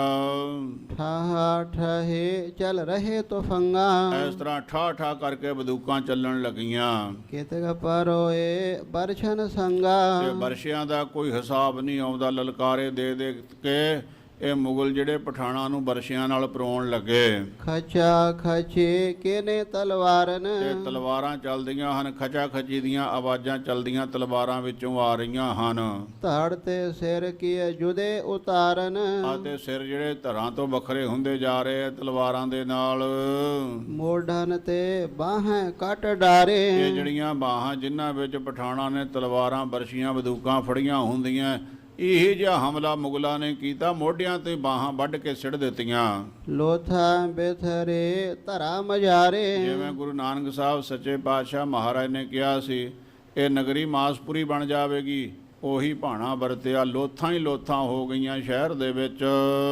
ਮੁਗਲ ਗਏ ਕੈਸੇ ਇੱਕ ਬੇਰਾ, ਇਸ ਤਰ੍ਹਾਂ ਮੁਗਲ ਜਿਹੜੇ ਆ ਕਿਵੇਂ ਇੱਕਦਮ ਹੱਲਾ ਕਰਕੇ ਅੰਦਰ ਜਾ ਵੜੇ। ਜਾਏ ਬਾਜ ਜਸ ਦੇਖ ਬਟੇਰਾ, ਤੇ ਪਠਾਨ ਐਉਂ ਭੱਜ ਗਏ ਜਿਵੇਂ ਬਾਜ ਨੂੰ ਦੇਖ ਕੇ ਬਟੇਰੇ ਭੱਜ ਜਾਂਦੇ। ਐ ਮੁਗਲਾਂ ਨੇ ਹੱਲਾ ਕਰਕੇ ਪਠਾਣਾਂ ਨੂੰ ਭਜਾ ਦਿੱਤਾ। ਠਾਂਡੇ ਕਟੇ ਥਾਂ ਨਹਿ ਛੋਰੇ, ਜਿਹੜਾ ਅੱਗੇ ਆ ਗਿਆ ਪਠਾਨ, ਮੁਗਲ ਦੇ ਨਾਲ ਜੰਗ ਕੀਤੀ, ਉਹ ਵੀ ਬਹਾਦਰੀ ਨਾਲ ਲੜਿਆ ਹੈ ਪਠਾਨ, ਜਗ੍ਹਾ ਨਹੀਂ ਛੱਡੀ, ਮਰ ਗਿਆ ਹੈ ਪਰ ਆਪਣੀ ਜਗ੍ਹਾ ਤੋਂ ਪਿੱਛੇ ਪੈਰ ਪਠਾਨ ਨੇ ਵੀ ਨਹੀਂ ਕੀਤਾ। ਮਰਦਾਂ ਵਾਲੀ ਲੜਾਈ ਲੜਿਆ ਹੈ ਪਠਾਨ ਵੀ। ਕਾਇਰ ਭਗੇ ਲਾਜ ਕੋਲ ਤੋਰੇ, ਤੇ ਬਹੁਤ ਕਾਇਰ ਡਰਪੋਕ ਇਹੋ ਜਿਹੇ ਵੀ ਸੀ ਜਿਨ੍ਹਾਂ ਨੇ ਆਪਣੇ ਕੁਲ ਦੀ ਲੱਜ ਸ਼ਰਮ ਨੂੰ ਤਿਆਗ ਦਿੱਤਾ ਤੇ ਹਥਿਆਰ ਸੁੱਟ ਕੇ ਭੱਜ ਗਏ। ਮੁਗਲਨ ਦਲ ਜਨ ਘਟਾ ਕਮੰਡੇ, ਤੇ ਮੁਗਲਾਂ ਦੀ ਫੌਜ ਐਵੇਂ ਚੜ੍ਹੀ ਆਉਂਦੀ ਹੈ, ਜਿਵੇਂ ਕਦੀ ਮੀਂਹ ਪੈਂਦਾ ਬੜੇ ਜ਼ੋਰਾਂ ਦਾ, ਤੇ ਚੜ੍ਹ ਕੇ ਬੱਦਲ ਆ ਜਾਂਦਾ, ਬੱਦਲਾਂ ਵਾਂਗੂ ਚੜ੍ਹ ਕੇ ਆ ਗਈ ਫੌਜ ਮੁਗਲਾਂ ਦੀ। ਤਰਵਾਰਾਂ ਸਮ ਬਿਜ ਪ੍ਰਚੰਡੇ, ਅਤੇ ਤਲਵਾਰਾਂ ਐਵੇਂ ਚਮਕਦੀਆਂ ਜਿਵੇਂ ਬੱਦਲਾਂ ਦੇ ਵਿੱਚ ਬਿਜਲੀ ਚਮਕਦੀ ਹੈ। ਬਜਹਿ ਦਮਾਮੇ ਜਸ ਕਾਨ ਕੋਰੇ, ਅਤੇ ਦਮਾਮੇ ਨਗਾਰੇ ਵੱਜ ਰਹੇ ਹੈ। ਨਗਾਰਿਆਂ ਦੀ ਆਵਾਜ਼ ਇਸ ਤਰ੍ਹਾਂ ਆ ਰਹੀ ਜਿਵੇਂ ਬੱਦਲ ਗਰਜਣਾ ਕਰਦੇ ਹਨ। ਗੋਲਕਾਂ ਬਰਖ ਰਹੇ ਬਹ ਓਰੇ, ਅਤੇ ਜਿਵੇਂ ਸਾਧ ਸੰਗਤ ਜੀ ਮੀਂਹ ਪੈਂਦਾ ਹੈ ਤੇ ਫੱਗਣ ਮਾਘ ਫੱਗਣ ਦੇ ਮਹੀਨੇ ਦੇ ਵਿੱਚ ਓਲੇ ਬਰਸਦੇ ਹੈ, ਬਰਫ਼ ਦੇ ਗੋਲੇ ਬਰਸਦੇ ਹੈ। ਇਸ ਤਰ੍ਹਾਂ ਉਹ ਗੋਲੀਆਂ ਜਿਹੜੀਆਂ ਸਮਝੋ ਬੱਦਲਾਂ ਦੇ ਵਿੱਚੋਂ ਓਲੇ ਬਰਸਾ ਰਹੀਆਂ ਹਨ, ਬਰਸ ਰਹੇ ਹਨ। ਕਿਰਖੇ ਪਾਕ ਸਮਖਾਨ ਅਗਾਰੇ, ਜਿਸ ਤਰ੍ਹਾਂ ਸਾਧ ਸੰਗਤ ਜੀ ਫਸਲ ਪੱਕੀ ਹੁੰਦੀ ਹੈ ਤੇ ਉਹਦੇ ਉੱਤੇ ਓਲੇ ਪੈਣ, ਇਸ ਤਰ੍ਹਾਂ ਪਠਾਨ ਜਿਹੜੇ ਹੈ ਇਹ ਪੱਕੀ ਹੋਈ ਫਸਲ ਹੈ, ਉੱਤੇ ਗੋਲੀਆਂ ਦੇ ਸਾਧ ਸੰਗਤ ਜੀ ਓਲੇ ਪੈ ਰਹੇ ਹੈ। ਨਾਸ਼ ਕੇਨ ਸਗਰੇ ਇੱਕ ਬਾਰੇ। ਇਹ ਸਾਰੀ ਪੱਕੀ ਖੇਤੀ ਪਠਾਣਾ ਸਰੂਪ ਬਾਬਰ ਦੀ ਫੌਜ ਨੇ ਮਾਰ ਮਾਰ ਕੇ ਗੋਲੀਆਂ ਓਲਿਆਂ ਵਾਂਗੂ ਤਹਿਸ ਨਹਿਸ ਖੇਤੀ ਕਰ ਦਿੱਤੀ ਪਠਾਣਾ ਦੀ ਜੀਵਨ ਦੀ। ਤਛਾ ਮੁਛ ਤਰਵਾਰਨ ਕਰ ਕੈ। ਤਲਵਾਰਾਂ ਦੇ ਨਾਲ ਤਛਾ ਮੁੱਛ ਕਰਕੇ ਵੱਢ ਟੁੱਕ ਕੇ ਲੂਟਨ ਲਗੇ ਨਗਰ ਮਹਿ ਬਰ ਕੈ। ਅਤੇ ਇਸ ਤਰ੍ਹਾਂ ਸਾਰੀ ਮੁਗਲਾਂ ਦੀ ਫੌਜ ਜਿਹੜੀ ਹੈ ਬਾਬਰ ਦੀ ਏਮਨਾਬਾਦ ਸ਼ਹਿਰ ਦੇ ਵਿੱਚ ਵੜ ਕੇ ਲੁੱਟ ਮਚਾ ਦਿੱਤੇ। ਦਰਬ ਤੁਰੰਗ ਲਿਏ ਸਭ ਜਾਏ। ਮਾਇਆ ਵੀ ਆਪਣੇ ਹੱਥ ਵਿੱਚ ਕਰ ਲਈ, ਜਿੰਨੇ ਘੋੜੇ ਸੀ ਸਾਰੇ ਆਪਣੇ ਕਬਜ਼ੇ ਵਿੱਚ ਲੈ ਲਏ। ਖਾਨਨ ਸਦਨ ਬਰੇ ਪੁਨ ਧਾਏ। ਇਸ ਤਰ੍ਹਾਂ ਇਹ ਜਿਹੜੇ ਮੁਗਲ ਹਨ ਪਠਾਣਾਂ ਦੇ ਘਰਾਂ ਦੇ ਉੱਤੇ ਹੱਲਾ ਕਰਕੇ ਜਾ ਪਏ। ਸੁੰਦਰ ਅੰਗਨਾ ਤਬ ਗਹ ਲੈਨੇ। ਇਹ ਜਿਹੜੀਆਂ ਪਠਾਣੀਆਂ ਸੀ ਘਰਾਂ ਦੇ ਵਿੱਚ ਸੋਹਣੀਆਂ ਸੋਹਣੀਆਂ ਸਾਰੀਆਂ ਆਪਣੇ ਕਬਜ਼ੇ ਵਿੱਚ ਕਰ ਲਈਆਂ ਮੁਗਲਾਂ ਨੇ। ਭੂਖਾਨ ਪਟ ਯੁਤ ਬੈਸ ਨਵੇ ਨੇ। ਉਹ ਬੜੇ ਸੋਹਣੇ ਸੁੰਦਰ ਬਸਤਰ ਪਹਿਨ ਕੇ ਤੇ ਸੋਹਣੇ ਸੁੰਦਰ ਗਹਿਣੇ ਪਹਿਨ ਕੇ ਬੈਠੀਆਂ ਹੋਈਆਂ, ਸਮੇਤ ਗਹਿਣਿਆਂ ਸਮੇਤ ਸੁੰਦਰ ਬਸਤਰਾਂ ਦੇ ਹੀ ਆਪਣੇ ਕਬਜ਼ੇ ਵਿੱਚ ਮੁਗਲਾਂ ਨੇ ਕਰ ਲਈਆਂ। ਦੋਹਰਾ ਸਰਬ ਪਠਾਨਨ ਮਾਰ ਕੈ ਲੁਟਿਓ ਨਗਰ ਬਨਾਏ। ਇਸ ਤਰ੍ਹਾਂ ਸਾਧ ਸੰਗਤ ਜੀ ਸਾਰੇ ਪਠਾਣਾਂ ਦਾ ਖਾਤਮਾ ਕਰਕੇ ਤੇ ਇਹ ਨਗਰ ਜਿਹੜਾ ਏਮਨਾਬਾਦ ਲੁੱਟ ਲਿਆ ਬਾਬਰ ਨੇ। ਬਹੁਤ ਕੈਦ ਮਹਿ ਕਰ ਲਿਏ ਹਾਏ ਹਾਏ ਬਿਲ ਲਾਏ। ਅਤੇ ਬਹੁਤੇ ਲੋਕ ਜਿਹੜੇ ਕੈਦ ਵਿੱਚ ਕਰ ਲਏ, ਚਾਰ ਚਫੇਰੇ ਹਾਹਾਕਾਰ ਮਚ ਗਈ। ਚਾਉ ਪਏ ਸ਼੍ਰੀ ਗੁਰ ਨੇ ਜੋ ਸ਼ਬਦ ਉਚਾਰਾ। ਧੰਨ ਗੁਰੂ ਨਾਨਕ ਸਾਹਿਬ ਸੱਚੇ ਪਾਤਸ਼ਾਹ ਮਹਾਰਾਜ ਨੇ ਜਿਹੜੇ ਮੁਖਵਾਕ ਬਚਨ ਕੀਤੇ ਹੋਏ ਸਨ, ਬਹੁ ਖਾਨਨ ਪਰ ਕਿਨੇ ਮਾਰਾ। ਉਹ ਗੁਰੂ ਕੇ ਬਚਨ ਹੀ ਖਾਨਾਂ ਦੇ ਉੱਤੇ ਚੱਲੇ ਹਨ। ਗੁਰੂ ਕੀ ਬੇਅਦਬੀ, ਗੁਰੂ ਕੇ ਸਿੱਖਾਂ ਦੀ ਬੇਅਦਬੀ ਇਹ ਰੱਬ ਨੂੰ ਭਾਉਂਦੀ ਨਹੀਂ ਹੈ। ਗੁਰਾਂ ਦੇ ਇੱਥੇ ਤੱਕ ਵੀ ਲਿਖਿਆ ਹੈ ਵੀ ਜੇ ਕੋਈ ਗੁਰਸਿੱਖਾਂ ਤੋਂ ਕੰਮ ਕਰਾਉਣਾ ਲੋੜਦਾ ਹੈ ਨਾ ਤੇ ਉਹਨੂੰ ਕਦੀ ਬਰਕਤ ਨਹੀਂ ਪੈ ਸਕਦੀ। ਗੁਰੂ ਕੇ ਸਿੱਖਾਂ ਤੋਂ ਕੋਈ ਧੱਕੇ ਨਾਲ ਕੰਮ ਕਰਾਉਣਾ ਚਾਹੇ, ਗੁਰੂ ਕੇ ਸਿੱਖ ਸੇਵਾ ਕਰਦੇ, ਆਪਣੇ ਗੁਰੂ ਦੀ ਸੇਵਾ ਕਰਦੇ, ਸੰਸਾਰ ਦੀ ਪਰਉਪਕਾਰ ਦੀ ਭਲੇ ਦੀ ਆਪਣੀ ਮੌਜ ਵਿੱਚ ਆ ਕੇ, ਤੇ ਸਿੱਖਾਂ ਤੋਂ ਧੱਕੇ ਨਾਲ ਕੰਮ ਕਰਾਵੇ ਉਹ ਨਹੀਂ ਗੁਰੂ ਨੂੰ ਚੰਗਾ ਲੱਗਦਾ। ਤੇ ਇਸ ਤਰ੍ਹਾਂ ਜੇ ਕੋਈ ਬੇਅਦਬੀ ਗੁਰਸਿੱਖਾਂ ਦੀ ਕਰੇ ਉਹ ਰੱਬ ਨੂੰ ਕਿਵੇਂ ਚੰਗੀ ਲੱਗਦੀ ਹੈ। ਗੁਰੂ ਕੇ ਬਚਨ ਮੁਤਾਬਕ ਏਮਨਾਬਾਦ ਵਾਲੇ ਪਠਾਣਾਂ ਦੀ ਇਹ ਹਾਲਤ ਹੋਈ। ਤਿਨ ਕੇ ਪੀਰ ਫਕੀਰ ਜੇ ਸਭ ਹੈ। ਇਹ ਜਿੰਨੇ ਪੀਰ ਫਕੀਰ ਸੀਗੇ ਏਮਨਾਬਾਦ ਵਾਲਿਆਂ ਪਠਾਣਾਂ ਦੇ ਗਏ ਦਬਕ ਨ ਉਕਸੇ ਤਬ ਹੈ। ਉਹ ਸਾਰੇ ਖਤਮ ਹੋ ਗਏ, ਕਿਸੇ ਨੇ ਸਾਹ ਨਹੀਂ ਉੱਚੀ ਲਿਆ ਡਰਦੇ ਹੋਏ ਬਾਬਰ ਤੋਂ। ਐਸੋ ਕੌਣ ਸ਼ਾਕਤ ਧਰ ਪਾਰੇ। ਇਹਦੇ ਵਿੱਚ ਇੰਨੀ ਤਾਕਤ ਹੈ ਜੋ ਗੁਰ ਬਚ ਕੇ ਟਿਕਹਿ ਅਗਾਰੇ। ਜਿਹੜਾ ਧੰਨ ਗੁਰੂ ਨਾਨਕ ਸਾਹਿਬ ਸੱਚੇ ਪਾਤਸ਼ਾਹ ਮਹਾਰਾਜ ਦੇ ਬਚਨਾਂ ਦੇ ਸਾਹਮਣੇ ਖਲੋ ਸਕੇ। ਕੋਈ ਤਾਕਤਵਰ ਤਾਕਤ ਨਹੀਂ ਹੈ, ਸ਼ਕਤੀ ਨਹੀਂ ਹੈ ਇਹ ਜੀ। ਜੇ ਮਿਲ ਕੋਟਕ ਹੋਏ ਟਿਨਾਨੇ। ਸੋ ਸਾਧ ਸੰਗਤ ਜੀ ਜੇ ਕਰੋੜਾਂ ਟਟਹਿਣੇ ਇਕੱਠੇ ਹੋ ਕੇ ਆ ਜਾਣ, ਕਿਉਂ ਸੂਰਜ ਕੇ ਪਾਏ ਸਮਾਨੇ। ਉਹ ਕਰੋੜਾਂ ਟਟਹਿਣੇ ਜਿਹੜੇ ਆ ਉਹ ਮਿਲ ਕੇ ਵੀ ਸੂਰਜ ਦਾ ਇੱਕ ਕਿਰਨ ਦਾ ਮੁਕਾਬਲਾ ਨਹੀਂ ਕਰ ਸਕਦੇ। ਸੂਰਜ ਦਾ ਮੁਕਾਬਲਾ ਤੇ ਬਹੁਤ ਵੱਡੀ ਗੱਲ ਹੈ। ਗੁਰੂ ਨਾਨਕ ਪਾਤਸ਼ਾਹ ਮਹਾਰਾਜ ਕਰੋੜਾਂ ਸੂਰਜਾਂ ਵਰਗੇ ਹਨ। ਇਹ ਜਿੰਨੇ ਵੀ ਬਣੇ ਫਿਰਦੇ ਆ ਮੌਲਵੀ ਮੁਲਾਣੇ ਕਾਜੀ ਆਦਿਕ ਫਕੀਰ ਪੀਰ ਆਪਣੇ ਆਪ ਨੂੰ ਕਹਾਉਣ ਵਾਲੇ, ਇਹ ਟਟਹਿਣੇ ਹਨ ਗੁਰੂ ਨਾਨਕ ਪਾਤਸ਼ਾਹ ਮਹਾਰਾਜ ਦੇ ਅੱਗੇ। ਫਤਿਹ ਪਾਏ ਪੁਰ ਲੋਟ ਕਨੇਰਾ। ਇਸ ਤਰ੍ਹਾਂ ਬਾਬਰ ਦੀ ਫਤਿਹ ਹੋਈ ਗੁਰੂ ਕੇ ਬਚਨਾਂ ਮੁਤਾਬਕ, ਸਾਰਾ ਸ਼ਹਿਰ ਲੁੱਟਿਆ ਗਿਆ। ਜਾਏ ਕੋਸ ਦਵਾ ਕਿਨੋ ਡੇਰਾ। ਦੋ ਕੋਹਾਂ ਤੇ ਜਾ ਕੇ ਬਾਬਰ ਨੇ ਡੇਰਾ ਕਰ ਦਿੱਤਾ। ਹਰਖਿਓ ਬਾਬਰ ਜੀਤ ਲਰਾਏ। ਇਹ ਏਮਨਾਬਾਦ ਦੀ ਜੰਗ ਵਿੱਚ ਫਤਿਹ ਪਾ ਕੇ ਬਾਬਰ ਬੜਾ ਪ੍ਰਸੰਨ ਹੋਇਆ ਪੁਨ ਫੇਰੇ ਸਭ ਥਾਨ ਦੁਹਾਏ। ਤੇ ਸਾਰੀ ਜਗ੍ਹਾ ਤੇ ਆਪਣੀ ਦੁਹਾਈ ਫੇਰ ਦਿੱਤੀ ਵੀ ਰਾਜ ਬਾਬਰ ਦਾ ਹੋ ਗਿਆ ਹੈ, ਹੁਣ ਮਾਲਕ ਇਥੋਂ ਦਾ ਬਾਬਰ ਹੈ। ਇਤ ਸ੍ਰੀ ਗੁਰੂ ਨਾਨਕ ਪ੍ਰਕਾਸ਼ ਗ੍ਰੰਥੇ ਉਤਰਾਰਧੇ ਬਾਬਰ ਕੋ ਜੁਦ ਪ੍ਰਸੰਗ ਵਰਣਨ ਨਾਮ 27ਵਾਂ ਅਧਿਆਇ। ਸੋ ਸਾਧ ਸੰਗਤ ਜੀ 27ਵਾਂ ਅਧਿਆਇ ਉਤਰਾਰਧ ਦਾ ਸਮਾਪਤ ਹੋਇਆ ਹੈ। ਇਹਦੇ ਵਿੱਚ ਬਾਬਰ ਦੀ ਜੰਗ ਦਾ ਪ੍ਰਸੰਗ, ਏਮਨਾਬਾਦ ਨੂੰ ਜਿੱਤਣ ਦਾ ਆਪ ਸੰਗਤ ਨੇ ਸਰਵਣ ਕੀਤਾ ਹੈ। ਸਤਿਗੁਰੂ ਕਿਰਪਾ ਕਰਨ, ਗੁਰੂ ਜੀ ਸਮਰੱਥ ਹਨ। ਨਾ ਗੁਰਾਂ ਦਾ ਕੋਈ ਵੈਰੀ ਹੈ, ਨਾ ਗੁਰਾਂ ਵਾਸਤੇ ਕੋਈ ਬੇਗਾਨਾ ਹੈ, ਸਾਰੇ ਆਪਣੇ ਨੇ। ਕਰਮ ਹੀ ਸਾਡੇ ਵੈਰੀ, ਜੇ ਸਾਡੇ ਕਰਮ ਨਹੀਂ ਭਲੇ ਤੇ ਗੁਰਾਂ ਨੂੰ ਦੋਸ਼ ਕੋਈ ਨਹੀਂ ਹੈ। ਆਸਾ ਰਾਗ ਵਿੱਚ ਗੁਰਾਂ ਦੇ ਬਚਨ ਹਨ, ਦੱਦਾ ਦੋਸ਼ ਨਾ ਦਿਓ ਕਿਸੈ, ਦੋਸ਼ ਕਰਮਾ ਆਪਣਿਆ, ਜੋ ਮੈਂ ਕੀਆ ਸੋ ਮੈਂ ਪਾਇਆ, ਦੋਸ਼ ਨਾ ਦੀਜੇ ਅਵਰ। ਕਿਸੇ ਨੂੰ ਦੋਸ਼ ਕਾਹਦਾ ਹੈ, ਕਰਮਾਂ ਦਾ ਦੋਸ਼ ਹੈ। ਜਿਹੋ ਜਿਹਾ ਕੀਤਾ ਉਹੋ ਜਿਹਾ ਪਾ ਲਿਆ। ਗੁਰੂ ਕਿਰਪਾ ਕਰਨ ਸਾਡੇ ਕਰਮ ਭਲੇ ਹੋਣ। ਜਦ ਕਰਮ ਭਲੇ ਹੋਣਗੇ ਤੇ ਭਾਗ ਭਲੇ ਬਣਨਗੇ, ਤੇ ਭਾਗ ਭਲਿਆਂ ਦੇ ਨਾਲ ਭਲੇ ਹੀ ਕਰਮ ਜੀਵ ਕਰੇਗਾ। ਤੇ ਜਦੋਂ ਪਰਮੇਸ਼ਵਰ ਦੀ ਮਾਰ ਪੈਂਦੀ ਹੈ, ਇਹ ਜੀਵ ਦੀਆਂ ਚੰਗਿਆਈਆਂ ਖਤਮ ਹੋ ਜਾਂਦੀਆਂ, ਸਾਰੇ ਕੰਮ ਬੁਰਾਈਆਂ ਵਾਲੇ ਕਰਦਾ, ਤੇ ਬੁਰਾਈਆਂ ਦੇ ਨਾਲ ਫਿਰ ਇਸ ਦਾ ਖਾਤਮਾ ਹੁੰਦਾ। ਗੁਰੂ ਕਿਰਪਾ ਕਰਨ ਭਲੇ ਹੀ ਸੇਵਾ, ਭਲੇ ਕਾਰਜ ਵਿੱਚ ਲਾ ਕੇ, ਪਰਉਪਕਾਰ ਦੇ ਕਾਰਜ ਵਿੱਚ ਲਾ ਕੇ ਇਹ ਜੀਵਨ ਸਾਡਾ ਗੁਰੂ ਜੀ ਸਫਲਾ ਕਰਵਾਉਣ। ਇਹ ਮਹਾਰਾਜ ਕਿਰਪਾ ਕਰਨ। ਭੁੱਲਾਂ ਚੁੱਕਾਂ ਦੀ ਖਿਮਾ, ਅੱਗੇ ਤੋਂ ਸਮਤ ਬਖਸ਼ਣੀ, ਪਿਆਰ ਸਤਿਕਾਰ ਸਹਿਤ ਫਤਿਹ ਬੁਲਾਈਏ। ਵਾਹਿਗੁਰੂ ਜੀ ਕਾ ਖਾਲਸਾ, ਵਾਹਿਗੁਰੂ ਜੀ ਕੀ ਫਤਿਹ। ਹੈ ਅਚੁੱਤ ਹੈ ਪਾਰ ਬ੍ਰਹਮ।